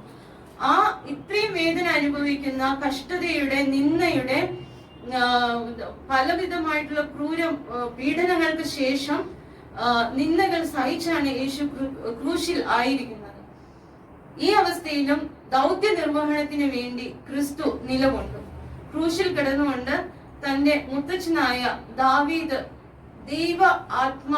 ദാവീദിന് ദൈവാത്മാവ് വെളിപ്പെടുത്തി കൊടുത്ത പ്രകാരം പാടിയ 69-ാം സങ്കീർത്തനത്തിന്റെ 21-ൽ പാടിയ പോലെ അവർ എനിക്ക് തിന്നുവാൻ കയ്പ് തന്നു, എന്റെ ദാഹത്തിന് അവർ എനിക്ക് ചുറുക്ക് കുടിപ്പാൻ തന്നു. നമ്മുടെ ശരീരത്തിൽ നമുക്ക് എല്ലാവർക്കും അറിയാം 70% വെള്ളമാണുള്ളത്. അപ്പോ ക്രിസ്തു ഒരു സിവിയർ ഡീഹൈഡ്രേഷന്റെ അവസ്ഥയിലാണ് ഇപ്പോ ഉള്ളത്. എന്നാൽ ഒരു അല്പം സ്പഞ്ചില് ചൊറുക്ക ഇങ്ങനെ അതിൽ വെച്ചു കൊടുത്താൽ തീരുന്ന ദാഹമല്ല അപ്പൊ യേശുവിനുള്ളത്. പക്ഷെ അത് ആ ഒരു ചൊറുക്ക് കുടിക്കുമ്പോൾ നമ്മളിപ്പോ ഒരു കൊക്കക്കോള ഏതെങ്കിലും എയറേറ്റഡ് ഡ്രിങ്ക്സ് കുടിക്കുന്ന ആ ഒരു ഫീലിംഗ് ആണ്. യഥാർത്ഥത്തിൽ നമ്മുടെ ദാഹം മാറുന്നില്ല, എന്നാൽ നമുക്ക് അങ്ങനെ ഒരു ഫീലിംഗ് ഉണ്ടാവുന്നു നമ്മുടെ ദാഹം മാറുന്നു എന്നുള്ള. അപ്പൊ അതാണ് അവിടുത്തെ ഒരു ടെക്നിക്കലായിട്ടുള്ളത്. യേശുവിന്റെ ദാഹം ശരിക്കും അവിടെ ശമിക്കുന്നില്ല. എന്നാൽ എനിക്ക് എന്തുകൊണ്ട് യേശു എനിക്ക് ദാഹിക്കുന്നു എന്ന് പറയുന്നതിന് 3 കാരണങ്ങൾ എനിക്ക് ചൂണ്ടിക്കാണിക്കുവാനായിട്ട് കഴിയുന്നത്. ഒന്ന്, യേശു ഇത്രയും കഷ്ടതകൾ അനുഭവിക്കുമ്പോൾ എല്ലാ അർത്ഥത്തിലും മനുഷ്യനായി തന്നെ നമ്മുടെ പാപങ്ങൾക്ക് വേണ്ടി ക്രിസ്തു അറുക്കപ്പെട്ടു. ഇതാണ് ഞാൻ 1ാമത്തെ കാരണമായിട്ട് കാണുന്നത്. 2ാമത്തെ കാരണം എന്ന് പറയുന്നത് 12ാമത്തെ വയസ്സിൽ നമ്മള് ലൂക്കോസിന്റെ സുവിശേഷം 2:41 മുതൽ 51 വരെ വായിച്ചു നോക്കുമ്പോൾ നമ്മൾ അവിടെ 12ാമത്തെ വയസ്സിൽ യേശു ദേവാലയത്തിൽ ഉപദേഷ്ടാക്കന്മാരുടെ നടുവിൽ ഇരുന്ന് അവരുടെ ഉപദേശം കേൾക്കുകയും ചോദ്യങ്ങൾ ചോദിക്കുകയും ചെയ്തിരുന്നു. ബാലനായിരുന്ന യേശുവിന് അന്നു മുതൽ തന്നെ താൻ അനുഭവിക്കേണ്ട സഹനങ്ങളെ പറ്റിയും താൻ എങ്ങനെയായിരിക്കും മരിക്കും എന്നുള്ളതിനെ പറ്റിയുള്ള അഗാധമായ ഒരു ജ്ഞാനം ആ കുഞ്ഞുനാൾ മുതൽ തന്നെ യേശുവിന്റെ ഉള്ളിലുണ്ടായിരുന്നു. ആ ദൃഢനിശ്ചയം യേശുവിന്റെ ഉള്ളിലുണ്ടായിരുന്നു. 3ാമത്തെ കാരണം ഞാൻ കണ്ടത്, താൻ ആകെ ക്ഷീണിതനാണ്. തനിക്ക് ഇനിയും അവസാനത്തെ വാക്കുകൾ പറയാനുണ്ട്. അത് ചെറിയ സ്വരത്തിലല്ല, അത് ഉച്ചത്തിൽ പറയേണ്ടതുണ്ട്. അതിന് എന്റെ തൊണ്ട നനയ്ക്കണം. അതിനു വേണ്ടിയാണ് യേശു ഒരല്പം തൊണ്ട നനയണം, അത്രേ യേശുവിന് ഉണ്ടായിരുന്നുള്ളൂ. അപ്പൊ യേശു പറയുകയാണ്, എനിക്ക് ദാഹിക്കുന്നു. ലോകത്തിന്റെ പാപങ്ങളുടെ പാനപാത്രവും ചുമന്നുകൊണ്ടാണ് യേശു ക്രൂശിതനായത്. ഗെത്ശമനെ തോട്ടത്തിൽ ഇരുന്ന് അതിവേദനയിൽ വ്യാകുലപ്പെട്ടും അതിവേദനയോടും കൂടി യേശു ഒരു മനുഷ്യനായി തീർന്നിട്ട് പ്രാർത്ഥിക്കുകയാണ്, കഴിയുമെങ്കിൽ ഈ പാനപാത്രം എന്നിൽ നിന്നും നീങ്ങിപ്പോകണമേ. എന്നാൽ പെട്ടെന്ന് യേശു അതിനെ തിരുത്തി പ്രാർത്ഥിക്കുന്നു, എങ്കിലും എന്റെ ഇഷ്ടമല്ല കർത്താവേ, നിന്റെ ഇഷ്ടം തന്നെ എന്നിൽ നിറവേറട്ടെ എന്ന്. അങ്ങനെ യേശു സ്വയം സമർപ്പിച്ച ഉടൻ അവിടെ ഒരു അത്ഭുതം സംഭവിക്കുന്നുണ്ട്. അവനെ ശക്തിപ്പെടുത്തുവാനായിട്ട് ഒരു ദൂതൻ ഇറങ്ങി വരുന്നു. ഒരു ദൂതൻ അവന് പ്രത്യക്ഷനായി അവനെ ശക്തീകരിക്കുന്നു എന്ന് നമുക്ക് അവിടെ കാണുവാൻ കഴിയുന്നുണ്ട്. യേശുവിന്റെ ഭൗതികമായ ദാഹത്തെക്കാൾ ആത്മീയമായ ദൗത്യ നിർവഹണത്തിന് ഉള്ള ദാഹമാണ് ഞാൻ കൂടുതലായിട്ടും ഈ എനിക്ക് ദാഹിക്കുന്നു എന്നുള്ള മൊഴിയിൽ നിന്നും എനിക്ക് ഉൾക്കൊള്ളുവാൻ കഴിഞ്ഞത്. സൗഖ്യം നൽകുന്നതിലൂടെ, ആശ്വാസം നൽകുന്നതിലൂടെ അനേകരുടെ കൂടെ നടന്ന യേശു മറ്റുള്ളവരുടെ എല്ലാ ആവശ്യങ്ങളും പ്രശ്നങ്ങളും കൂടെ നടന്ന് ആഴത്തിൽ കണ്ടറിഞ്ഞു. അതിൽ ചെറിയവനോ വലിയവനോ എന്നില്ലായിരുന്നു. അതിൽ നിറവ്യത്യാസങ്ങളൊന്നും യേശു കണ്ടില്ല. ഒരു ജാതീയമായിട്ടുള്ള ഒരു വേർതിരിവും ഇല്ലാതെ യേശു ഒരിക്കൽ പറഞ്ഞു, ഞാൻ നിനക്ക് ജീവന്റെ ജലം കോരി തരും. ആ യേശു ആണ് ഇന്ന് പറയുന്നത്, എനിക്ക് ദാഹിക്കുന്നു. ജീവന്റെ ജലം എന്റെ കയ്യിലുണ്ടെന്ന് പറഞ്ഞ യേശു ഇന്ന് പറയുകയാണ്, എനിക്ക് ദാഹിക്കുന്നു. ഇതിന്ന് എത്ര പേർക്ക്, ഈ കേൾക്കുന്ന നമ്മളിൽ ക്രിസ്ത്യാനികൾ എന്ന് അഹങ്കരിക്കുന്ന നമുക്ക് ഓരോരുത്തർക്ക് എത്ര പേർക്ക് കേൾക്കുവാൻ കഴിയുന്നുണ്ട്? സഹനങ്ങൾ വരുമ്പോൾ, ക്രൂശ് ചുമക്കുമ്പോൾ നമ്മെ ഓരോരുത്തരെയും, നമുക്ക് എല്ലാവർക്കും ഉണ്ട് സഹനങ്ങൾ, എല്ലാവർക്കും ഉണ്ട് ക്രൂശുകൾ. അതെല്ലാം എടുക്കുമ്പോഴും നമ്മളെ ഏൽപ്പിച്ചിരിക്കുന്ന ആ ദൗത്യം യഥാർത്ഥമായി നാം നിർവഹിക്കുന്നുണ്ടോ? സങ്കീർത്തനം 22:15 ദാവീദ് ക്രിസ്തുവിനെ പറ്റി ഇങ്ങനെ പറയുന്നു, എന്റെ ശക്തി ഓട്ടുകഷ്ണം പോലെ ഉണങ്ങിയിരിക്കുന്നു, എന്റെ നാവ് അണ്ണാക്കോട് പറ്റിയിരിക്കുന്നു. അത്രത്തോളം ദാഹമുള്ള ക്രിസ്തുവിനെ ഇത്രയും ദാഹമുള്ള, അത്രയും നാവ് അണ്ണാക്കിനോട് പറ്റിയിരിക്കുകയാണ്. ഇത്രയും ദാഹമുള്ള ക്രിസ്തുവിനെ നമ്മുടെ ചുറ്റിലും നമുക്ക് കാണുവാൻ കഴിയുന്നുണ്ടോ? നമ്മുടെ ചുറ്റിലും, നമ്മൾ വരുന്ന വഴിയിൽ, നമ്മൾ ജീവിക്കുന്ന ഇടങ്ങളിൽ, നമുക്ക് അറിയാവുന്ന ഇടങ്ങളിൽ എവിടെയെങ്കിലും നമുക്ക് കാണുവാൻ കഴിയുന്നുണ്ടോ? മത്തായി 25:31 മുതൽ 46 വരെയുള്ള വാക്യങ്ങൾ എല്ലാവരും വീട്ടിൽ പോയി വായിച്ചാൽ മതി. മനുഷ്യപുത്രൻ തന്റെ തേജസ്സോടെ സകല വിശുദ്ധന്മാരുമായി വരുമ്പോൾ നാം അവന്റെ വലതുവശത്താണോ ഇടതുവശത്താണോ നിൽക്കേണ്ടതെന്ന് നാം സ്വയം തീരുമാനിക്കേണ്ടതുണ്ട്. കാരണം അവിടെ യേശു പറയുന്നു, എന്റെ പിതാവിനാൽ അനുഗ്രഹിക്കപ്പെട്ടവരെ, എനിക്ക് ദാഹിച്ചു, നിങ്ങൾ എനിക്ക് കുടിപ്പാൻ തന്നു.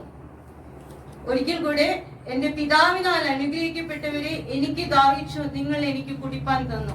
അതിന്റെ 40-ാം വാക്യം ഇങ്ങനെയാണ്, എന്റെ ഏറ്റവും ചെറിയ സഹോദരന്മാരിൽ ഒരുത്തിന് നിങ്ങൾ ചെയ്തിടത്തോളം എല്ലാം എനിക്ക് ചെയ്തു എന്ന് ഞാൻ സത്യമായിട്ട് നിങ്ങളോട് പറയുന്നു എന്ന് അരുളി ചെയ്യും. പറഞ്ഞിട്ടില്ല, അരുളി ചെയ്യും. ക്രിസ്തു വരുമ്പോൾ കുറച്ച് ചോദ്യങ്ങൾ എനിക്കും നമുക്ക് എല്ലാവർക്കും വേണ്ടി ഞാൻ കുറച്ച് ചോദ്യങ്ങൾ ചോദിക്കുന്നു. എന്റെയും നിങ്ങളുടെയും ദാഹം എന്തിനു വേണ്ടിയുള്ളതാണ്? അതോ ദാഹം അറിയാതെ ഒരു നിറവിന്റെ അവസ്ഥയിൽ തന്നെയാണോ നമ്മൾ എപ്പോഴും ആയിരിക്കുന്നത്?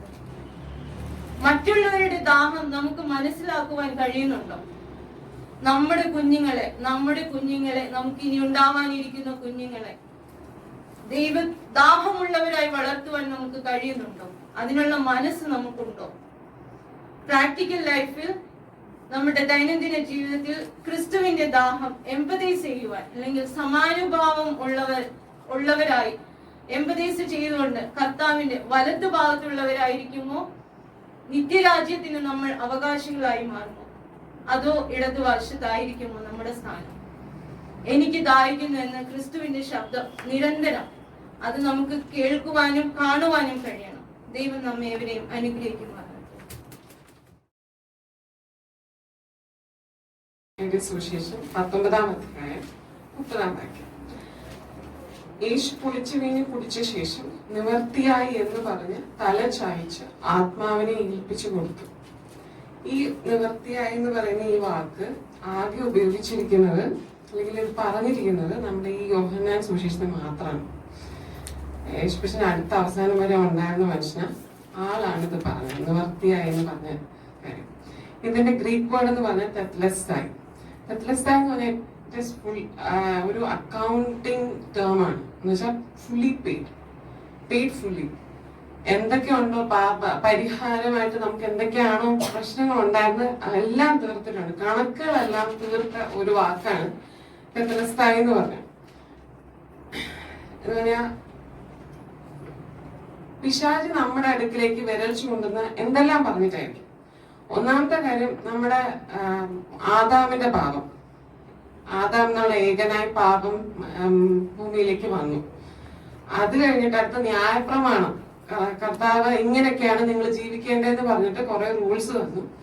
ഇത് നോർമൽ സെൻസിൽ നമുക്ക് ആർക്കും പറ്റില്ല. നമ്മൾ ഒരു രീതിയിൽ അല്ലെങ്കിൽ മറ്റൊരു രീതിയിൽ ചിന്ത കൊണ്ട് കർത്താവിന്റെ ടേംസ് വെച്ച് നോക്കുമ്പോൾ നിങ്ങൾ ചിന്തിച്ചാൽ മതി. ഒരു സ്ത്രീയെ ഒരു അവലക്ഷണത്തിൽ നോക്കിയാൽ മതി, അത് അഡൾട്ടറിയാണ്. കർത്താവിന്റെ സ്റ്റാൻഡേർഡ്സ് ഭയങ്കര വലുതാണ്. അപ്പൊ അങ്ങനെ നോക്കുമ്പോൾ നമ്മുടെ മുമ്പിൽ നിൽക്കുന്നത് നമ്മൾ ഒരു പാപിയാണ്. ദൈവത്തിന്റെ ഒരു ടേംസ് ആൻഡ് കണ്ടീഷൻസ് വെച്ച് നോക്കിക്കഴിഞ്ഞാൽ നമ്മളൊരു പാപിയാണ്. നമുക്ക് ഒരു രീതിയിലും നമ്മൾ എത്ര ശ്രമിച്ചാലും നമ്മൾ എത്ര കർത്താവിന്റെ അടുത്ത് വിൽ പവറോടെ നിന്ന് ശ്രമിച്ചാലും നമുക്ക് ആർക്കും ദൈവത്തിനെ പ്രസാദിപ്പിക്കാൻ ഒക്കത്തില്ല. കർത്താവ് പറഞ്ഞ യെശയ്യാ പ്രവചനം 1-ാം അധ്യായം പറഞ്ഞിരിക്കുന്നത് നിങ്ങളുടെ പ്രവർത്തിക്ക് ഇനി കറ പോലെയുള്ള തുണി പോലെയാണ്. നിങ്ങൾ എത്ര ചെയ്തോ എനിക്ക് പറ്റില്ല. അതുകൊണ്ടാ യേശുപ്പച്ചൻ ദൈവം കാലസമ്പൂർണതയിൽ ഭൂമിയിൽ വന്നത്. ഈ ഭൂമിയിൽ വന്ന് ക്രൂശിൽ യാഗമായി തീർന്ന് ഒരു ഡോർ ഓപ്പൺ ചെയ്തേക്കുവോ നമുക്ക് എല്ലാവർക്കും ഹെവനിലേക്ക് പോകാൻ വേണ്ടിയുള്ള ഒരു ഡോറ്. ആ ക്രൂശില് ആ ഡോർ ഓപ്പൺ ആണ്. അല്ലാതെ നമുക്ക് ഒരു വഴിയുമില്ല. റോമർ 8-ാം അധ്യായം 12-ാം വാക്യം ഇങ്ങനെ പറഞ്ഞിരിക്കുന്നത്, അതുകൊണ്ട് ഇപ്പോൾ ക്രിസ്തു യേശുവിലുള്ളവർക്ക് ഒരു ശിക്ഷാവിധിയുമില്ല. ജീവന്റെ ആത്മാവിന്റെ പ്രമാണം എനിക്ക് പാപത്തിന്റെയും മരണത്തിന്റെയും പ്രമാണത്തിൽ നിന്ന് ക്രിസ്തു യേശുവിൽ സ്വാതന്ത്ര്യം വരുത്തിയിരിക്കുന്നു. അതുപോലെ കൊലോസ്യർക്ക് എഴുതിയ ലേഖനം 2-ാം അധ്യായം 15-ാം വാക്യം ഇങ്ങനെ പറയുന്നത്, അതിക്രമങ്ങളൊക്കെയും നമ്മോട് ക്ഷമിച്ച് ചട്ടങ്ങളാൽ നമുക്ക് വിരോധവും പ്രതികൂലവുമായിരുന്ന കയ്യെഴുത്ത് മായ്ച്ച്. ചട്ടങ്ങളാൽ നമുക്ക് വിരോധവും പ്രതികൂലവുമായിരുന്ന ഉദ്ദേശം ന്യായപ്രമാണം നമ്മളെ കൊണ്ട് ചെയ്തെടുക്കാൻ പറ്റുന്നില്ല. ആ ന്യായപ്രമാണം കയ്യെടുത്ത് മായ്ച്ച് ക്രൂശിൽ തറച്ച് നടുവിൽ നിന്ന് നീക്കിക്കളഞ്ഞു. വാഴ്ചകളെയും അധികാരങ്ങളെയും ആയുധവർഗം വെപ്പിച്ച് അവയുടെ മേൽ ജയോത്സവം കൊണ്ടാടിയവയെ പരസ്യമായ കാഴ്ചയാക്കി എന്ന് പറഞ്ഞിരിക്കുന്നു. അതായത് പിശാചിനി നിങ്ങളുടെ അടുക്കിലേക്ക് കൈ ചൂണ്ടാൻ വേണ്ടിയിട്ട് ഒരു വസ്തുവും അവിടെ ബാക്കി വെക്കാതെ പൂർത്തിയായിട്ട് account is paid fully on cross. നമുക്ക് കർത്താവിലേക്ക് ഇനി മാർഗതടസ്സമായിട്ട് നിൽക്കാൻ വേണ്ടിയിട്ട് ഒന്നുമില്ല. ആ യേശുപശൻ എനിക്ക് വേണ്ടി ക്രൂശിൽ മരിച്ചു എന്ന് വിശ്വസിക്കുമ്പോ തന്നെ, അല്ലെങ്കിൽ അത് ഞാൻ അംഗീകരിക്കുമ്പോ തന്നെ, ഞാനത് എത്ര വലിയ പാപിയാണെങ്കിലും ആ ഒരു വിശ്വാസം മാത്രം മതി എന്റെ കർത്താവിന്റെ അടുക്കിലേക്ക് എനിക്ക് പോകാൻ വേണ്ടിയിട്ടുള്ള എന്റെ ഡോർസ് ഓപ്പൺ ആണ്. ആ സിറ്റുവേഷൻ ആക്കി ആണ് കർത്താവ് പറഞ്ഞിരിക്കുന്നത് നിവർത്തിയായി. ഈ നിവർത്തിയായി എന്ന് കർത്താവ് പറഞ്ഞിരിക്കുന്നത് ഈ ടിൽ ക്രോസിന്റെ കാര്യം മാത്രം പറഞ്ഞാൽ ഒക്കത്തില്ല. കാരണം കർത്താവ് വന്നത് തൊട്ട് ആ ക്രോസ് വരെയുള്ള യാത്ര, അത് ഫുൾ കർത്താവ് ഒരു ഒബീഡിയൻസ് ചെയ്തിരിക്കുക. ദൈവം പറഞ്ഞിരിക്കുന്ന അപ്പടി അനുസരിച്ചിട്ടാ അത് കംപ്ലീറ്റ് ചെയ്തിരിക്കുന്നത്. അതായത് ഉൽപ്പത്തി മുതൽ മലാഖി വരെ ഏകദേശം കർത്താവിനെ സംബന്ധിച്ച് 300ഓളം പ്രവചനങ്ങളാണുള്ളത്. ആ 300 പ്രവചനങ്ങളില് എന്താ അപ് ടു ദാറ്റ് ക്രോസ് വരെയുള്ള പ്രവചനം എന്ന് പറയുമ്പോൾ, ഒന്ന് ജെനസിസ് 3:15 പറഞ്ഞിരിക്കുന്ന സ്ത്രീയുടെ സന്തതി സാത്താന്റെ തലയെ തകർക്കും. അടുത്ത ക്രോസിൽ സംഭവിച്ചിരിക്കുന്നത് യെശയ്യാ 53:10 പറഞ്ഞിരിക്കുന്നത്, എന്നാൽ അവനെ തകർത്ത് കളവാൻ കർത്താവിന് ഇഷ്ടം തോന്നി, അവനവന് കഷ്ടം വരുത്തി, അവന്റെ പ്രാണൻ ഒരു അകൃത്യയാഗമായി തീർന്നു. ഈ പറഞ്ഞിരിക്കുന്ന വരെ വെച്ചിട്ട് കർത്താവിന്റെ ഒരു അനുസരണമായി കാണുന്നു. കർത്താവ് യേശുപ്പിച്ചതിന് അനുസരണം. ഈ അതിന്റെ ബെസ്റ്റ് എക്സാമ്പിൾ ആയിട്ട് കർത്താവ് തന്നെ നമ്മുടെ നമുക്ക് നല്ലോണം കാണിച്ചു തരുന്ന ഒരു ഭാഗമുണ്ട്. അതായത് മത്തായി 3-ാം അധ്യായം 14-15 ഈ യോഹന്നാൻ സ്നാപകന്റെ അടുത്ത് സ്നാനപ്പെടാൻ വേണ്ടി വരിക. അപ്പൊ ആ സമയത്ത് നിന്നാൽ സ്നാനപ്പെടുവാൻ, അതായത് നീയും ഞാനും തമ്മിലുള്ള നമ്മൾ തമ്മിൽ കമ്പയർ ചെയ്യാൻ പറ്റുന്ന ആൾക്കാരല്ല. നിന്നാൽ സ്നാനപ്പെടുവാൻ എനിക്ക് ആവശ്യം, പിന്നെ നീ എന്റെ അടുക്ക വരുന്നു.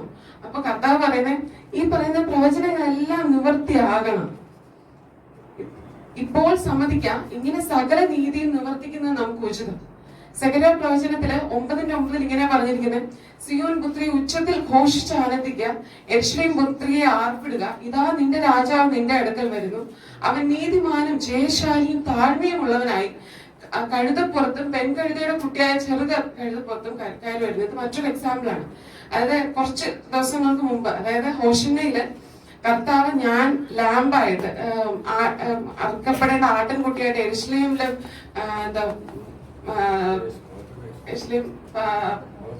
മഹത്വ പ്രവേശനത്തില് ഞാൻ അവനെ തന്നെ കാണിച്ചു കൊടുക്കുക, ഞാനാണ് അറുക്കപ്പെടാനുള്ള ആട്ടിൻകുട്ടി. മൂലമില്ലാത്ത ആട്ടിൻകുട്ടി ആദ്യം കാണിക്കണ്ടേ. അപ്പൊ അതുപോലെ കർത്താവ് തന്നെ അവിടെ ചെല്ലുക താഴ്മയും ജയശാലിയുമായിട്ട്. ഇതിലൊരു ട്വിസ്റ്റ് എന്ന് പറഞ്ഞാൽ ഈ ആൾക്കാർ പ്രതീക്ഷിച്ചത് വലത്തേക്ക് തിരിഞ്ഞ് പീലാത്തോസിന്റെ അവിടെ ചെന്ന് അയാളെ കൊന്ന് അവിടുത്തെ രാജ്യം പിടിച്ചടക്കും എന്നുള്ളതാണ് അവര് പ്രതീക്ഷിച്ചുകൊണ്ടിരുന്ന കാര്യം. പക്ഷെ കർത്താവ് നേരെ പള്ളിയിലേക്ക് കയറി അവിടെ അടിച്ചുവാരല നടത്തിയത്. അപ്പോഴേക്ക് അവരുടെ പ്രതീക്ഷകളെല്ലാം നഷ്ടപ്പെട്ടു. ഈ പറയുന്ന ജ്യൂസ് എന്ന് പറഞ്ഞാൽ നമ്മളെ പോലെ എന്ന് വെച്ചാൽ അവര് വചനത്തിനകത്ത് ഇത്രയും കാര്യങ്ങളുണ്ട്, എല്ലാം ഉണ്ടെങ്കിലും അവർക്ക് രുചിക്കുന്നത് മാത്രമേ എടുക്കത്തുള്ളൂ. കർത്താവ് രാജാവായിട്ട് വരണം എന്ന് അവർ ഭയങ്കരമായിട്ട് ആഗ്രഹിക്കുന്നു. കാരണം അവർ സ്ലേവ്സ് ആയിട്ടിരിക്കും, അവിടെ റോമൻ എംപയറാ, അവിടെ സ്ലേവ്സ് ആയിട്ടിരിക്കും. അപ്പൊ എങ്ങനെയെങ്കിലും ഞങ്ങൾക്ക് ഞങ്ങളുടെ രാജാവണ്ണം അത് മാത്രമേ അവിടെ മനസ്സിലുള്ളൂ. അത് അല്ലാതെ ബാക്കി ഈ പറഞ്ഞിരിക്കുന്ന യെശയ്യാ പ്രവചനമൊക്കെ അവരുടെ തന്നെ പ്രവചന പുസ്തകത്തിനകത്തുള്ളതാ. അവരത് അംഗീകരിച്ചിട്ടില്ല. ഈ പറയുന്ന കഴുതപ്പുറത്ത് കയറി വരുന്നു, അവർക്കറിയാത്, പക്ഷെ അത് അംഗീകരിച്ചിട്ടില്ല. മഷിക അങ്ങനെ ഈ സങ്കീർത്തനം 22 പറഞ്ഞിരിക്കുന്നത് മഷിയെ പറ്റി അവർക്കറിയാം, പക്ഷെ അവർ അംഗീകരിക്കത്തില്ല. അവരംഗീകരിക്കുന്ന അവർക്ക് രുചിയുള്ള കാര്യങ്ങൾ മാത്രമേ അംഗീകരിക്കത്തുള്ളൂ. നമ്മളങ്ങനെ നമുക്ക് രുചിയുള്ളത് മാത്രമേ നമ്മൾ അംഗീകരിക്കത്തുള്ളൂ. നമ്മുടെ ബൈബിളിൽ നമ്മൾ നോക്കി നടക്കും. നമ്മൾ അനുഗ്രഹിക്കുന്ന വചനങ്ങള് നമ്മള് ഇതൊന്നും വേണ്ടെന്നല്ല പറഞ്ഞ് കർത്താവ് പറഞ്ഞ പോലെ പതാരം കൊടുക്കുന്ന സമയത്ത് പറഞ്ഞിട്ടുണ്ട്. അതായത് നിങ്ങൾ അത് ത്യജിക്കാതിരിക്കുകയും വേണം, വലിയ കാര്യങ്ങൾ നിങ്ങൾ മറക്കുകയും ചെയ്യരുത്. വചനം നമ്മള് മാറ്റി ചിന്തിച്ചിട്ടൊന്നും ഒരു കാര്യമില്ല. ഇപ്പൊ പെർസിക്യൂഷൻ എന്ന് പറയുമ്പോൾ ഈ സമയത്ത് നമ്മൾ ഏറ്റവും ചിന്തിക്കേണ്ട ഒരു സമയം പെർസിക്യൂഷൻ എന്ന് പറഞ്ഞാൽ, എസ്പെഷ്യലി ഇപ്പൊ രാജേഷിന് കുറച്ചു മുമ്പ് സംസാരിച്ച വെച്ചിട്ട് അതിപ്പോ ഞാൻ ഫുള്ളി പറയുന്നില്ല, എന്നാലും ഞാൻ പറയുന്നത് ഇപ്പൊ അത് ഏറ്റവും കൂടുതൽ നമ്മൾ ചിന്തിക്കേണ്ട ഒരു സമയം. പക്ഷെ ഞാനൊക്കെ ആണെങ്കിൽ എനിക്ക് ജസ്റ്റ് 2-3 പേര് അല്ലെങ്കിൽ എന്റെ ബ്രാഞ്ചിലുള്ള ആൾക്കാരൊന്നും മിണ്ടുന്നില്ല, അവനെന്നെ ബിച്ച് ചെയ്യുന്നു, എന്റെ പുറകെ നിന്ന് സംസാരിക്കുന്നു. അപ്പൊ നിങ്ങൾ എല്ലാവരും നിങ്ങളുടെ കാര്യങ്ങൾ ആലോചിക്കുക, സ്വന്തം കാര്യങ്ങൾ ആലോചിക്കുക. ഞാൻ എന്റെ കാര്യം പറയുന്നു. അപ്പൊ അങ്ങനെ പറയുന്നു, അത് ഞാൻ ഒരു സ്റ്റാൻഡ് എടുത്തത് കൊണ്ട് എന്നോട് ഇങ്ങനെ കാണിക്കുന്നു എന്ന് വെച്ചാൽ ഞാൻ ഭയങ്കരമായിട്ട് വ്യാകുലപ്പെടുക. ഇത് പെർസിക്യൂഷൻ കൂട്ടാം, പക്ഷെ റിയൽ പെർസിക്യൂഷൻ എന്താ? ഞാനൊരു വീഡിയോ കണ്ട കേട്ടോ, എന്ന് വെച്ചാ നീറോയുടെ സമയത്താന്ന് തോന്നുന്നു. ആ സമയത്ത് ഈ ക്രിസ്ത്യൻസ് എല്ലാം ആ കൊളോസിയത്തിന്റെ നടുക്ക് കിടക്കുക, എന്നിട്ട് സിംഹത്തിനെ അഴിച്ചു വിട്ടേക്കുക. അവിടെ ഫൺ നടക്കും. ഈ ആൾക്കാരൊക്കെ അവിടെ ഫുൾ ഗ്യാതേർഡ് ആയിട്ട് നിൽക്കുക, അവർ കണ്ടോണ്ടിരിക്കുക. ഈ ഓരോ സിംഹവും കുഞ്ഞുങ്ങളെയും വലിയ ആൾക്കാരൊക്കെ കടിച്ച് പറിച്ച് തിന്നോണ്ടിരിക്കുന്നത്. ഒന്നിനെയും വിടുന്നില്ല, ഒറ്റ ആളെ വിടുന്നില്ല. എല്ലാത്തിനെയും നമ്മളിങ്ങനെ പ്രാർത്ഥിച്ചു നോക്കുന്നത് അവരെങ്കിലും രക്ഷപ്പെടുത്തണേ, അങ്ങനെയൊക്കെ നമ്മൾ വിചാരിച്ചു പോകും. പക്ഷെ അത് പിന്നെ നിങ്ങൾ എന്ത് പേര് വിളിക്കും, നമ്മൾ എന്ത് പേര് വിളിക്കും, ഞാൻ എന്ത് പേര് വിളിക്കും? അന്ന് ഇതുപോലെ മത്സരങ്ങൾ ഒളിമ്പിക്സ് അവിടുത്തെ ആ കാലത്ത് നടക്കുന്ന സമയത്ത് പന്തങ്ങളായിട്ട് വെച്ചിരുന്ന ക്രിസ്ത്യാനികളെ പന്തങ്ങളായിട്ട് അവരെ കെട്ടിവെച്ചിട്ട് അതിനകത്ത് തീ കൊടുക്കുക. അതാണ് അതിന് എന്ത് പേര് പറയും? പ്രോസിക്യൂഷൻ. ഇനി അത് നമ്മുടെ അടുത്ത് വരുമ്പോ, നമ്മുടെ ജീവൻ ആപത്ത് വരുന്ന സാഹചര്യങ്ങൾ വരുമ്പോ നമ്മൾ എങ്ങനെ നിൽക്കും? നമ്മള് ചില്ലറ വചനം വെച്ചിട്ട് നമ്മൾ നിന്ന് കഴിഞ്ഞാൽ നമ്മൾ ഈ ഭൂമിയിൽ നമ്മള് കെട്ടിപ്പടുത്തു, ഈ ഭൂമിയിൽ എല്ലാ നിക്ഷേപങ്ങളും കൂട്ടിക്കൊണ്ടിരുന്നു കഴിഞ്ഞാൽ ചിലപ്പോ ആ സമയത്ത് നമുക്ക് പിടിച്ചിരിക്കാൻ ഒക്കത്തില്ല. അപ്പൊ എന്നോട് ദേശിപ്പിച്ചും പറഞ്ഞുകൊണ്ടിരിക്കുന്ന കാര്യം, കൂടുതൽ ഒരുപാട് ഈ ഭൂമിയില് ഒരുപാട് ആലോചിച്ചുകൊണ്ടിരിക്കുന്ന ഇത് സ്ഥിരമായിട്ടുള്ള സ്ഥലമല്ല, സ്ഥിരമായിട്ടുള്ള സെറ്റപ്പ് അല്ല. ഇവിടെ ആലോചിച്ചുകൊണ്ടിരിക്കുന്നെങ്കിൽ ആ സമയത്ത് നിൽക്കത്തില്ല, നമ്മൾ ആരും നിൽക്കത്തില്ല. കുറച്ചുകൂടെ ഡീപ്പ് ആയില്ലെങ്കിൽ അങ്ങനെ ഒരു സിറ്റുവേഷൻ വന്നാൽ ഞാൻ എന്ത് ചെയ്യും? ഞാൻ ത്യജിച്ചിട്ട് മറ്റുള്ള കൂട്ടത്തിൽ കൂടുവോ? നിൽക്കാൻ പറ്റുമോ? ഓക്കെ, കർത്താവ് ഈ ഒരു രക്ഷാ പദ്ധതി എന്ന് പറഞ്ഞാൽ ലോകസ്ഥാപനത്തിന് മുൻപേ തുടക്കമിട്ടൊരു പദ്ധതിയാണ്. അതായത് കർത്താവിനെ തന്നെ വിളിച്ചിരിക്കുന്ന യോഹന്നാൻ ഇത് സുവിശേഷം 17-ാം അധ്യായം 24-ാം വാക്യത്തിലും അതുപോലെ 1 പത്രോസ് 1:20 അതിരിക്കുന്ന യേശുവിന്റെ രക്ഷാ പ്രവൃത്തി എന്ന് പറഞ്ഞാൽ ലോകസ്ഥാപനത്തിന് മുമ്പേ തീരുമാനിച്ചതാണ്.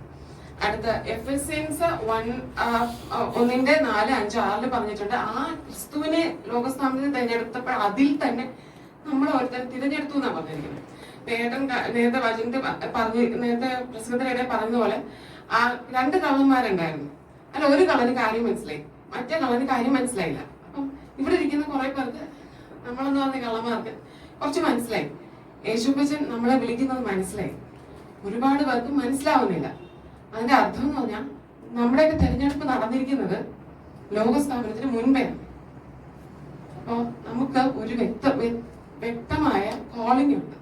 എന്തിനാ വിളിച്ചിരിക്കുന്നതെന്ന് വചനത്തിൽ പറഞ്ഞിരിക്കുന്നത്, ദൈവസന്നിധിയിൽ വിശുദ്ധരും നിഷ്കളങ്കരും ആകേണ്ടതിന് അവൻ ലോകസ്ഥാപനത്തിന് മുൻപേ നമ്മെ അവരിൽ തിരഞ്ഞെടുത്തു. എഫെസ്യൻസ് 1:4-6 അതായത് വിശുദ്ധരാകാൻ, നിഷ്കളങ്കരാകാൻ വിളിച്ചിരിക്കുന്നു. അപ്പൊ നമ്മളിപ്പോ എന്റെ തലയിലും കൈവച്ചാണെങ്കിൽ എനിക്ക് വേണ്ടി പ്രാർത്ഥിച്ചിട്ട് നിന്നെപ്പറ്റി ഇങ്ങനെ നീ വലിയൊരു പദ്ധതി ദൈവം വിചാരിക്കുന്നുണ്ടെന്ന് നമ്മളെല്ലാവരെയും പറ്റി ഇങ്ങനെ പ്രസംഗത്തിലെ പ്രാർത്ഥനകളിലൊക്കെ പോയിക്കൊണ്ടറിയാൻ പറയും.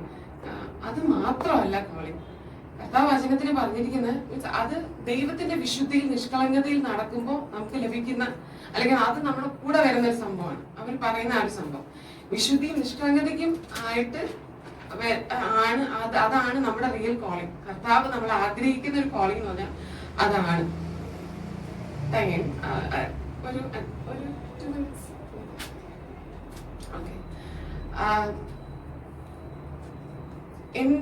ഞാനൊരു 15 വയസ്സൊക്കെ കഴിഞ്ഞ സമയത്ത്, അതായത് ഒത്തിരി വിവരമൊക്കെ ഉള്ള സമയത്ത്, എൻ്റെ അടുത്ത് എൻ്റെ ഒരു അപ്പൂപ്പൻ ചോദിച്ചു, എൻ്റെ അമ്മച്ചിയുടെ കസിൻ ചോദിച്ചു, നീ എന്തിനാ ഈ വചനം പഠിക്കുന്നത്? അപ്പൊ ആ ഒരു പ്രായത്തിൽ ഇത്തിരി വിവരമുള്ള പ്രായമാണ്.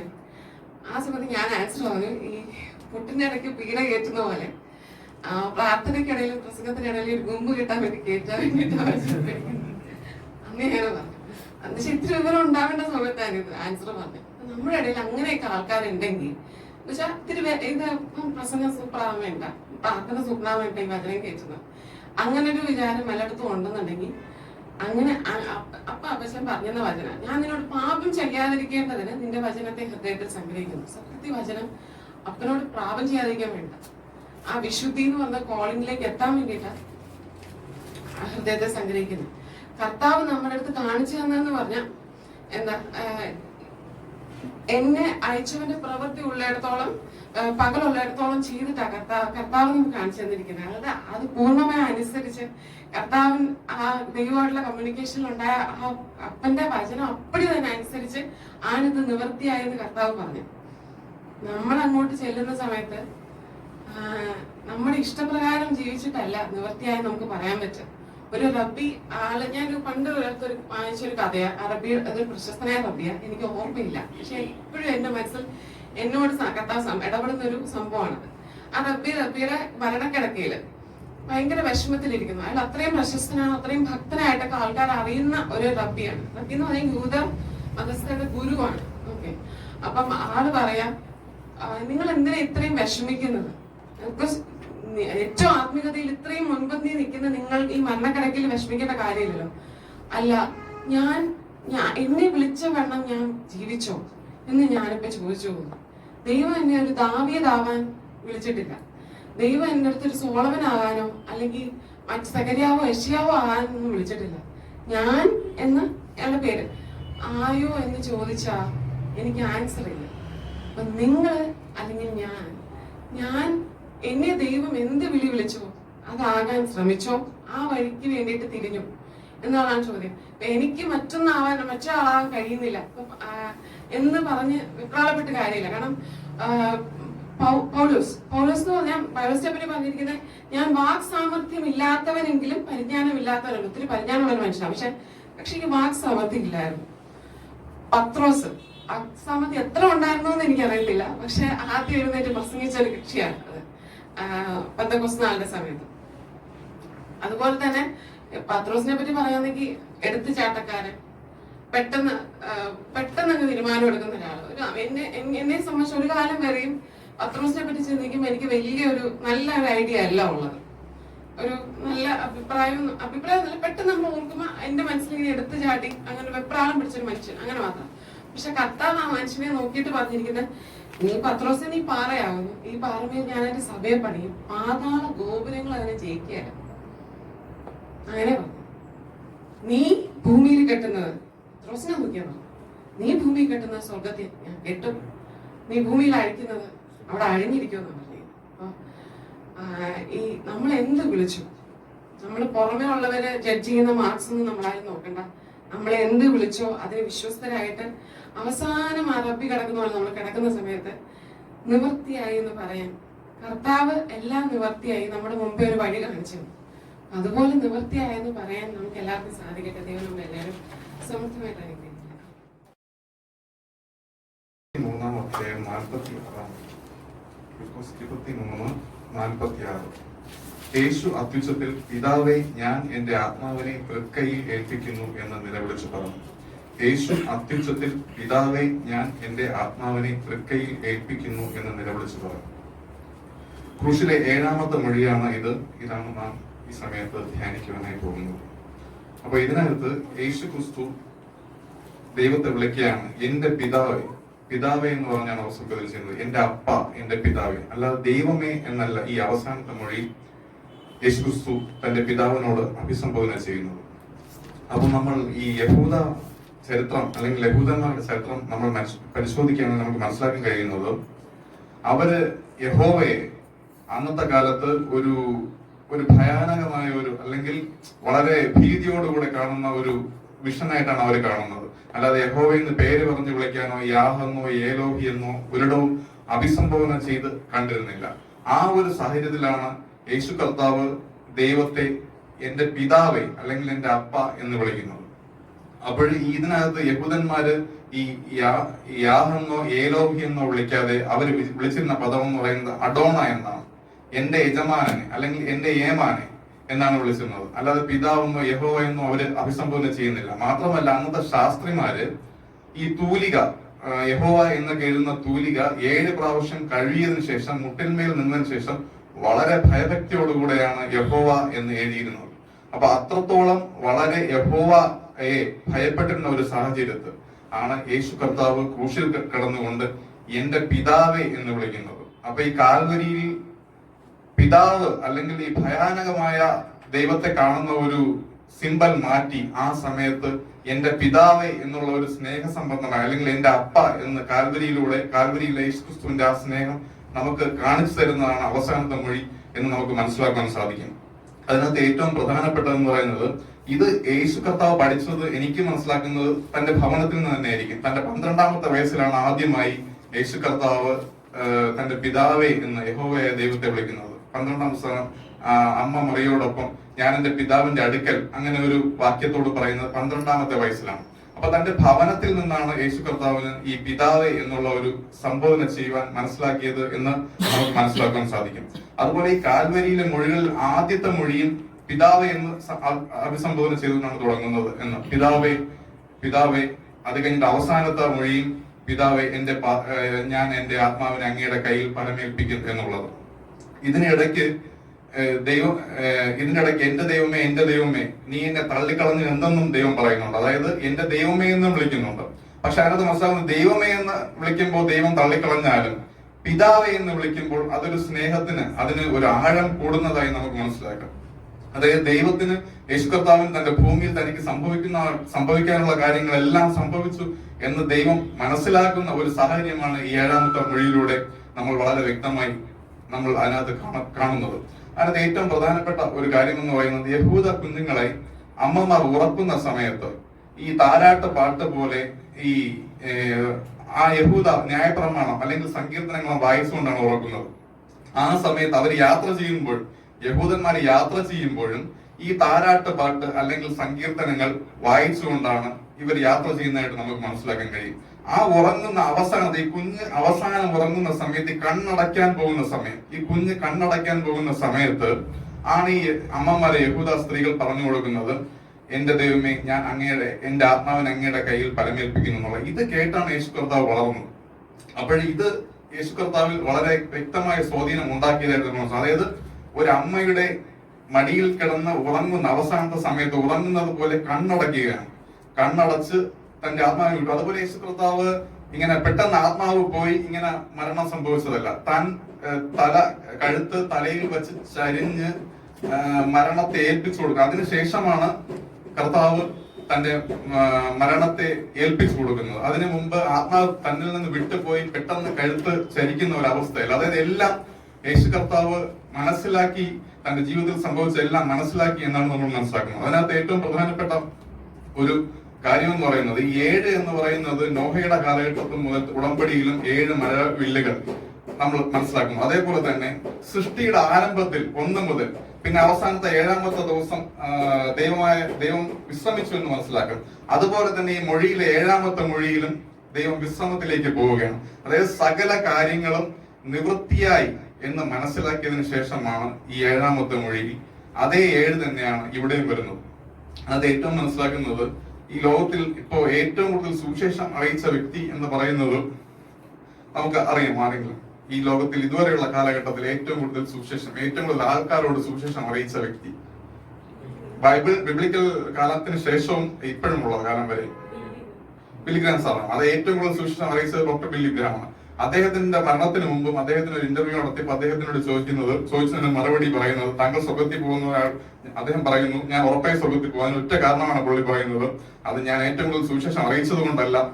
അദ്ദേഹത്തിന്റെ ഒരു യോഗത്തിൽ തന്നെ സൗത്ത് കൊറിയയിൽ സിയോളിൽ 22 ലക്ഷം പേരാണ് പങ്കെടുത്തതായി ചരിത്രം രേഖപ്പെടുന്നത്. അദ്ദേഹം പറയുന്നത്, ക്രൂശിൽ കർത്താവായ യേശുക്രിസ്തു എനിക്ക് വേണ്ടി മരിച്ചത് കൊണ്ട് ഞാൻ 100% സ്വർഗത്തിൽ പോകുമെന്നാണ് പറയുന്നത്. അപ്പൊ ഈ ക്രൂശിന്റെ മൊഴികളിലെല്ലാം അദ്ദേഹത്തിന്റെ വാക്കുകളിലൂടെ തന്നെ നമുക്ക് മനസ്സിലാക്കാൻ കഴിയുന്നത്, ഈ ക്രൂശിലെ സ്നേഹം നമ്മുടെ ജീവിതത്തിൽ ഒരിക്കൽ നിന്നും മാറ്റപ്പെടാത്തതാണ്. മാത്രമല്ല, തന്റെ പിതാവായ യേശുക്രിസ്തു തന്റെ പിതാവായ ദൈവത്തെ അപ്പാ പിതാവേ എന്ന് വിളിച്ചതുപോലെ ദൈവവും നമ്മളിൽ നിന്നാണ് ആഗ്രഹിക്കുന്നത്. ഞാൻ പുഴുവാണ് അല്ലെങ്കിൽ ഞാൻ അട്ടയാണ്, ആ ഒരു കൺസെപ്റ്റിനെക്കാളും ഞങ്ങൾ മക്കളെങ്കിൽ അവകാശികൾ എന്ന് പറയുന്നത് പോലെ ആ ഒരു രീതിയിലേക്ക് നമുക്കും പ്രാർത്ഥിച്ച് നമ്മുടെ ജീവിതത്തെ മുന്നോട്ട് നയിക്കുവാൻ സർവശക്തനായ ദൈവം നമ്മെ സഹായിക്കട്ടെ എന്ന് പറഞ്ഞുകൊണ്ട് കർത്താവായ യേശു കാൽവരി ക്രൂശിൽ കിടന്നുകൊണ്ട് പറഞ്ഞതായ തിരുവചനങ്ങളെ നമുക്ക് ധ്യാനിക്കുവാനായിട്ട് സാധിച്ചു. ഒന്നാമതായി, ഇവരോട് ക്ഷമിക്കണമേ എന്നുള്ള പ്രാർത്ഥനയോടുകൂടെ ആരംഭിച്ചു.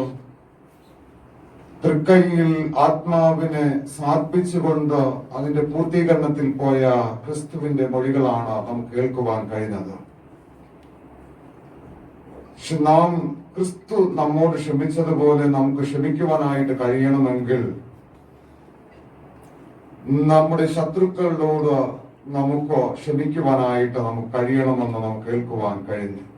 അതിന് പറഞ്ഞ ഉദാഹരണം ഗ്രഹൻസ്റ്റൈൻസിന്റെ മരണത്തിൽ ഗ്ലേഡീസ് പറഞ്ഞതായ വാക്കാണ് വളരെ ഉത്തമമായിട്ട് നമുക്ക് ഉണ്ടാകേണ്ടത്. ജീവിതത്തിൽ ശത്രുക്കളോടുകൂടെ സ്നേഹിക്കുവാനും കർത്താവ് കാണിച്ചു തന്ന മാതൃകയെ നമുക്ക് വെളിപ്പെടുത്തുവാനുമായിട്ട് കഴിയുന്നത്. രണ്ടാമതായിട്ട് നാം കേട്ടു, ഇന്ന് നീ എന്നോടുകൂടെ പരദീസിലിരിക്കും. വളരെ വളരെ ആഴമായ ചിന്തകൾ പ്രിയമുള്ള നിഷാന്ത് സാറ് നമ്മോട് പങ്കുവച്ചു. ആ ദൈവത്തിന്റെ പരദീസയിൽ ഉണ്ടായിരുന്ന കള്ളന് ദൈവത്തിൻ്റെതായ പ്രവൃത്തിയിൽ കൂടെ ഉണ്ടായ മാറ്റമാണ് ആ വ്യക്തിയെ രൂപാന്തരത്തിലേക്ക് നയിക്കുവാനായിട്ട് ഇടയായിത്തീരുന്നത്. ദൈവത്തിന്റെ ആത്മാവ് നമ്മുടെ ഇടയിലേക്ക് കടന്നു വന്ന് നമ്മുടെ ജീവിതങ്ങളെ രൂപാന്തരപ്പെടുത്തുമ്പോഴാണ് നമ്മുടെ ജീവിത രീതികൾക്ക് മാറ്റം സംഭവിക്കുക, നമ്മുടെ സ്വഭാവങ്ങൾക്ക് രൂപാന്തരം ഉണ്ടാകുക. അതിനെക്കുറിച്ച് വളരെ വളരെ ഭംഗിയായിട്ട് ക്രിസ്തുവിന്റെ സ്നേഹത്തിൽ കൂടെ ആ കള്ളനുണ്ടായ രൂപാന്തരം, അവനെ പർദീസയ്ക്ക് അവനെ അവകാശിയാക്കി തീർക്കുന്ന ഒരു അനുഭവത്തിൽ എത്തിച്ചേരുന്ന അനുഭവം, ഇതെല്ലാം നമുക്കോ അവനിൽ കൂടെ നമുക്ക് കാണുവാൻ സാധിക്കും. സാർ വളരെ മനോഹരമായിട്ട് അത് പങ്കുവച്ചു. മൂന്നാമതായിട്ട് ഉത്തരവാദിത്വങ്ങളെ വിലയുള്ളതായിട്ട് കാണിക്കുന്ന അനുഭവം. താൻ തന്റെ ഉത്തരവാദിത്വത്തിൽ നിന്ന് ഈ ലോകത്തിൽ നിന്ന് പോകുമ്പോഴും ഉത്തരവാദിത്വത്തിൽ നിന്ന് മാറിയിട്ടില്ല എന്ന് നമുക്ക് കാണിച്ചു തരുന്ന മാതൃകയാണ്. മാതാപിതാക്കളോട് നാം കാണിക്കേണ്ടുന്ന നമ്മുടെ ഉത്തരവാദിത്വം ഞാനും നിങ്ങളും ചെയ്യുന്നുണ്ടോ എന്ന്. അവസാന സമയത്ത് താൻ ഏറ്റവും സ്നേഹിച്ച ശിഷ്യനോടുകൂടെ തന്റെ മാതാവിനെ ഏൽപ്പിച്ചുകൊണ്ട് പറയുന്ന ആ വാക്കും നമ്മുടെ ജീവിതങ്ങളിൽ എപ്പോഴും ചിന്തിക്കേണ്ടി ഇരിക്കുന്ന ഒരു കാര്യമാണ്. നാലാമതായിട്ട് പ്രിയമുള്ള ദിലി സിസ്റ്റർ പറഞ്ഞുവല്ലോ, ദൈവം അവിടെ ഒരു നിലവിളിക്കുന്നതോ അല്ലെങ്കിൽ ഭയപ്പാടിന്റെ ഒരു നിലവിളിയല്ലായിരുന്നു. എന്നാൽ താൻ അഭിമുഖീകരിക്കുവാൻ പോകുന്ന ആ വലിയ വ്യതകളെ സഹിക്കുവാനുള്ള ദൈവകൃപയ്ക്കായിട്ടുള്ള ഒരു പ്രാർത്ഥനയായിരുന്നു അവിടെ പിതാവായ ദൈവത്തോട് അർപ്പിക്കുന്നത്. യേശു കർത്താവിന് അറിയാമായിരുന്നു, ഞാൻ എന്തിനാണ് ഈ ലോകത്തേക്ക് വന്നത്, ഞാൻ എങ്ങനെയാണ് ഈ കാര്യം അഭിമുഖീകരിക്കേണ്ടതെന്ന് വ്യക്തതയുണ്ടായിരുന്നു. എന്നാലും ഒരു നിമിഷം പുള്ളി മനുഷ്യനായിട്ട് മാറുന്ന ആ അവസ്ഥയിൽ ഇതെല്ലാം സഹിക്കുവാനായിട്ടുള്ള ഒരു ദൈവകൃപ വേണമെന്നുള്ള ഒരു ചിന്തയുണ്ടായിട്ട് ആ ദൈവകൃപയ്ക്ക് വേണ്ടി പിതാവിനോട് പ്രാർത്ഥിക്കുന്ന ഒരു കാര്യമാണ്, ആ നിലവിളിയാണ് അവിടെ ഉണ്ടാകുന്നത്. അഞ്ചാമതായിട്ട് നാം കേട്ടു അവന് ഉണ്ടായ ദാഹം. നമ്മുടെ സിസ്റ്റർ സംഗീത വളരെ ഭംഗിയായിട്ട് അവിടെ പറയുവാൻ ഇടയായി തരുന്നു.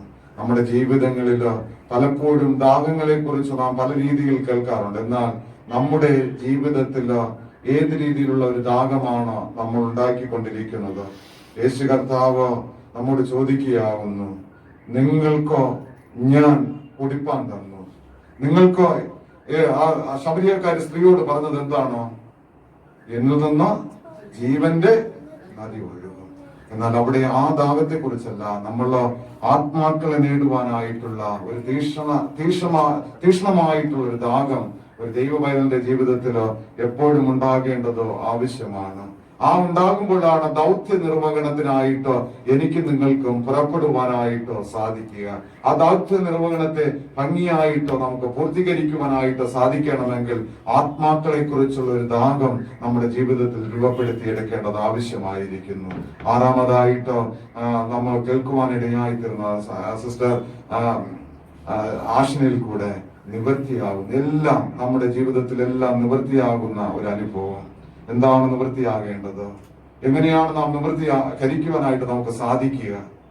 പിതാവായ ദൈവം നമ്മെ ഏൽപ്പിക്കുന്ന ദൗത്യങ്ങൾ നമുക്ക് ശരിയായി ചെയ്താൽ മാത്രമേ നമുക്ക് എന്ത് ചെയ്യുവാനായിട്ട് പറ്റത്തുള്ളൂ, നിവൃത്തീകരണത്തിലേക്ക് പോകുവാനായിട്ട് സാധിക്കത്തുള്ളൂ. പൗലോസ് അപ്പോസ്തലൻ പറയുന്നത് പോലെ, ഞാൻ നല്ല ഓട്ടം ഓടി, നല്ല പൊരുതി ഓട്ടം തികച്ചു, വിശ്വാസം കാത്തു, ഇനി നീതിയുടെ കിരീടം എനിക്കായിട്ട് വെച്ചിട്ടുണ്ട്. അത് പ്രാപിക്കുക എന്നുള്ളത്, അത് പറയണമെങ്കിൽ എന്റെ ഓട്ടം സ്ഥിരതയുള്ളതായിരിക്കണം. ഞാൻ ചെയ്യേണ്ടുന്നതായ പ്രവൃത്തികൾ, ഞാൻ ചെയ്യേണ്ടുന്ന കാര്യങ്ങൾ ഭംഗിയായിട്ട് ചെയ്താൽ മാത്രമേ ഒരു നിവൃത്തീകരണത്തിലേക്ക് എനിക്ക് എത്തിച്ചേരുവാനായിട്ട് സാധിക്കത്തുള്ളൂ. അവസാനമായിട്ട് നിർബിൻ സാർ പറഞ്ഞുവല്ലോ, ആത്മാവിനെ തൃക്കരങ്ങളിൽ പരമേൽപ്പിക്കുന്ന ദൈവപുത്രൻ. അതാർക്കാണ് ആ ദൈവം നൽകിയ ആത്മാവിനെ ദൈവകരങ്ങളിലേക്ക് ഏൽപ്പിക്കുവാനായിട്ട് കഴിയുക? ദൈവകൽപ്പനകൾക്കനുസരിച്ച് ജീവിച്ച ഒരു വ്യക്തിക്ക് മാത്രമേ ദൈവം നൽകിയ ആത്മാവിനെ മടക്കി കൊടുക്കുവാനായിട്ട് സാധിക്കത്തുള്ളൂ. എല്ലാവരുടെ ആത്മാവും കടന്നുപോകും, ഉറപ്പാണ്. ഈ മരണത്തോടുകൂടെ നമ്മുടെ ആത്മാവ് എവിടേക്ക് വന്ന് കടന്നുപോയി. എന്നാൽ നമ്മൾ പ്രത്യാശ വെച്ചിരിക്കുന്ന ഇടത്തിൽ നമുക്ക് എത്തിച്ചേരണമെങ്കിൽ നമ്മുടെ ആത്മാവിനെ നമ്മൾ എന്ത് ചെയ്യേണ്ടിയിരിക്കുന്നു? കാത്തു സൂക്ഷിക്കേണ്ടിയിരിക്കുന്നു. അങ്ങനെ ചെയ്താൽ മാത്രമേ ജീവിതത്തിൽ യഥാർത്ഥമായിട്ടുള്ള ഒരു ക്രിസ്തീയ ജീവിതം നമ്മുടെ ജീവിതങ്ങളിൽ അർത്ഥപൂർണമായി തീരുവാനായിട്ട് സാധിക്കത്തുള്ളൂ. അതുകൊണ്ട് ഇന്ന് നാം കേട്ട കുരിശിലെ വചനങ്ങള് ജീവിതത്തിൽ നാം എപ്പോഴും എന്ത് ചെയ്യണം? ധ്യാനിക്കണം. ഒരു ദിവസം കൊണ്ട് തീരരുത്. ഇന്ന് ചിന്തിച്ചു, ഇനി അടുത്ത 2022 ക്രൂശിലെ മൊഴികൾ കേൾക്കാനായിട്ട് മാത്രമാകരുത്, ദിനവും ചിന്തിച്ചുകൊണ്ടേയിരിക്കുക. ആഷ്ന പറഞ്ഞതുപോലെ പീഡനങ്ങൾ ഏറിക്കൊണ്ടിരിക്കുന്നു, പ്രശ്നങ്ങൾ ക്രിസ്തീയ ജീവിതത്തിൽ വലിയ വെല്ലുവിളികൾ നേരിട്ടുകൊണ്ടിരിക്കുന്നു. നാളെ എന്തായിത്തീരുമെന്ന് നമുക്ക് അറിഞ്ഞുകൂടാ. നാളെ പറയാൻ ചിലപ്പോൾ ഇതിനെ തള്ളി പറയാനായിട്ട് പറഞ്ഞു കഴിഞ്ഞാൽ ഒരുപക്ഷെ നമ്മുടെ വിശ്വാസ ജീവിതത്തിൽ ഞാനും നിങ്ങൾ എവിടെയായിരിക്കുമെന്നുള്ള ഒരു ചോദ്യചിഹ്നം നമ്മുടെ മുമ്പിലായിരിക്കും. എന്നാൽ ക്രിസ്തു കാണിച്ചു തന്ന ഈ ക്രൂശിലെ വചനങ്ങള് ശരിയായ രീതിയിൽ ധ്യാനിച്ച് ജീവിക്കുവാനായിട്ട് എനിക്ക് നിങ്ങൾക്കും സാധിച്ചാൽ ഒരിക്കലും ക്രിസ്തുവിനെ തള്ളി പറഞ്ഞിട്ടോ ഈ ലോകത്തേക്ക് പോകേണ്ടതായിട്ട് വരുത്തില്ല. ക്രൂസിലെ സ്നേഹത്തിൽ നിലനിന്നുകൊണ്ട് ക്രിസ്തുവിന്റെ പാതയിൽ നമുക്ക് പിന്തുടരാം, അതിൽ ശക്തിപ്പെടാം, അതിൽ വളരാം. അതിനെ സർവശക്തൻ നമ്മെ ഒരുക്കുമാറാകട്ടെ.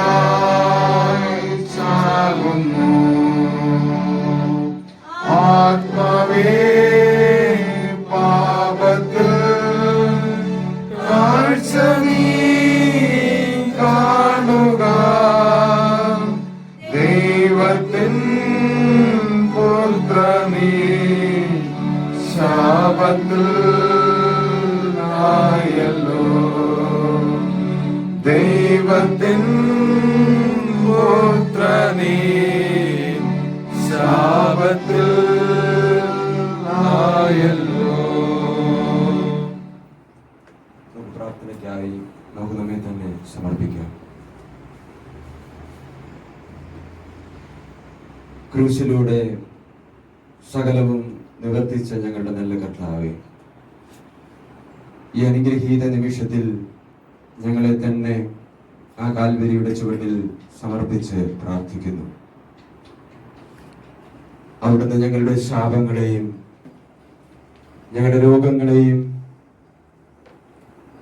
അവിടുന്ന് ഏറ്റെടുത്ത് അവിടുന്ന് ഞങ്ങളെ രക്ഷിച്ചതിനായി സ്തോത്രം. അവിടുന്ന് ക്രൂശിലൂടെ തിരുവായി മൊഴിഞ്ഞ മൊഴികളെ ധ്യാനിക്കുവാൻ അവിടുന്ന് തന്ന കൃപകൾക്കായി സ്തോത്രം. അവിടുന്ന് പ്രാണവേദനയിലായപ്പോഴും ഞങ്ങളെയും അവിടുന്ന് ചേർത്ത് പിടിച്ചതിനായി, ഞങ്ങളോടുള്ള സ്നേഹം അവിടുന്ന് പ്രദർശിപ്പിച്ചതിനായി സ്തോത്രം. അവിടുത്തെ സ്നേഹവും അവിടുത്തെ മനസ്സും മനസ്സിലാക്കി ജീവിക്കുവാൻ ഞങ്ങളെ അവിടുന്ന് സഹായിക്കണമെന്ന് പ്രാർത്ഥിക്കുന്നു. ഞങ്ങളുടെ ജീവിതയാത്രയിൽ സകലരോടും ക്ഷമിക്കുന്നവരായും ക്രൂശിലെ കള്ളൻ വിനീതനായി പ്രാർത്ഥിച്ചതുപോലെ പ്രാർത്ഥിക്കുന്നവരായും കർത്താവിന്റെ സന്നിധിയിൽ ഞങ്ങളെ തന്നെ വിനയപ്പെടുത്തി ഞങ്ങളുടെ മാതാപിതാക്കളെയും ഞങ്ങളുടെ സഹോദരങ്ങളെയും ചേർത്ത് പിടിക്കുന്നവരായും ഒക്കെ തീരുവാൻ ഞങ്ങളെ അവിടുന്ന് സഹായിക്കണമേ. പാപങ്ങളുടെ മധ്യത്തിലൂടെ കടന്നു പോകുന്നവരെ വീണ്ടെടുക്കുവാനായിട്ടുള്ള അവിടുത്തെ ശുശ്രൂഷയിൽ പങ്കുചേരുവാനും അവരെ വീണ്ടെടുക്കുവാനായി പ്രാർത്ഥിക്കുവാനും ഞങ്ങളെ അവിടുന്ന് സഹായിക്കണമേ. അവിടുത്തെ ആത്മീയ ദാഹം വർദ്ധിക്കുന്ന ഈ കാലഘട്ടത്തിൽ അവിടുത്തെ ദാഹം ശരിയായി മനസ്സിലാക്കുവാനും ആ ദാഹജലത്തിന്റെ നീരുറവയോട് ചേർന്ന് നിൽക്കുവാനും ഞങ്ങളെ അവിടുന്ന് സഹായിക്കണമേ. കർത്താവെ, അവിടുന്ന് സകലവും നിവൃത്തിയായി എന്ന് കൽപ്പിച്ചുവല്ലോ.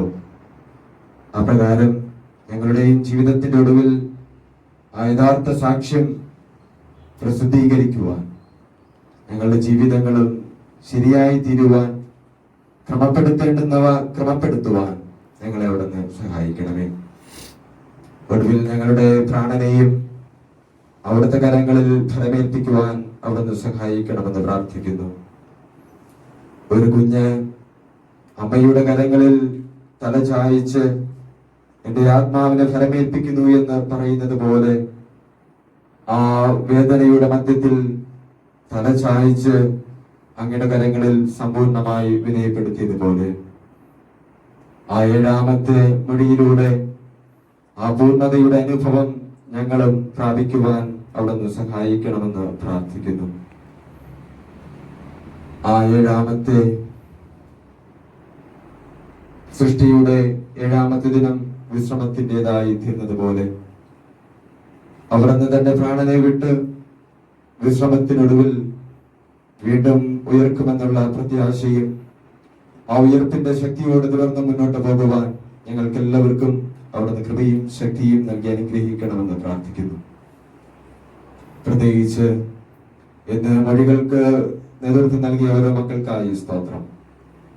പ്രിയപ്പെട്ട മക്കളിലൂടെ ഞങ്ങളോട് അവിടുന്ന് സംസാരിച്ചതിനായി സ്തോത്രം. പ്രിയപ്പെട്ട മക്കളെ തുടർന്നും അവിടുന്ന് ശക്തീകരിച്ച് ബലപ്പെടുത്തണമേ.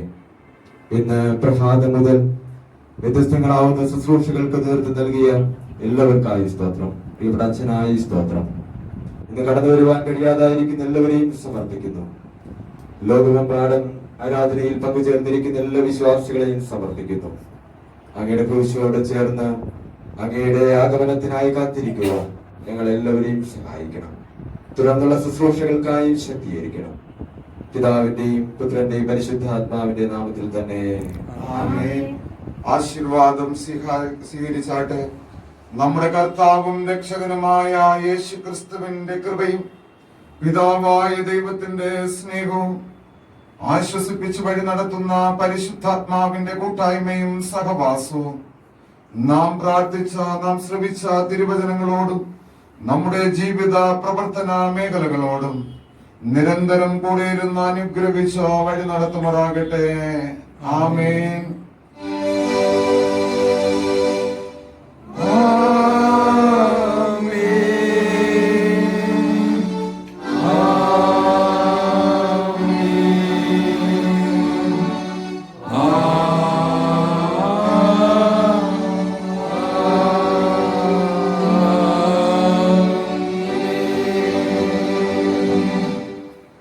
സമാധാനത്തോടെ പോയി വരുവിൻ. ക്രിസ്തുവിന്റെ കൃപ നിങ്ങളോടുകൂടെ ഇരിക്കുമാറാകട്ടെ. ആമേൻ.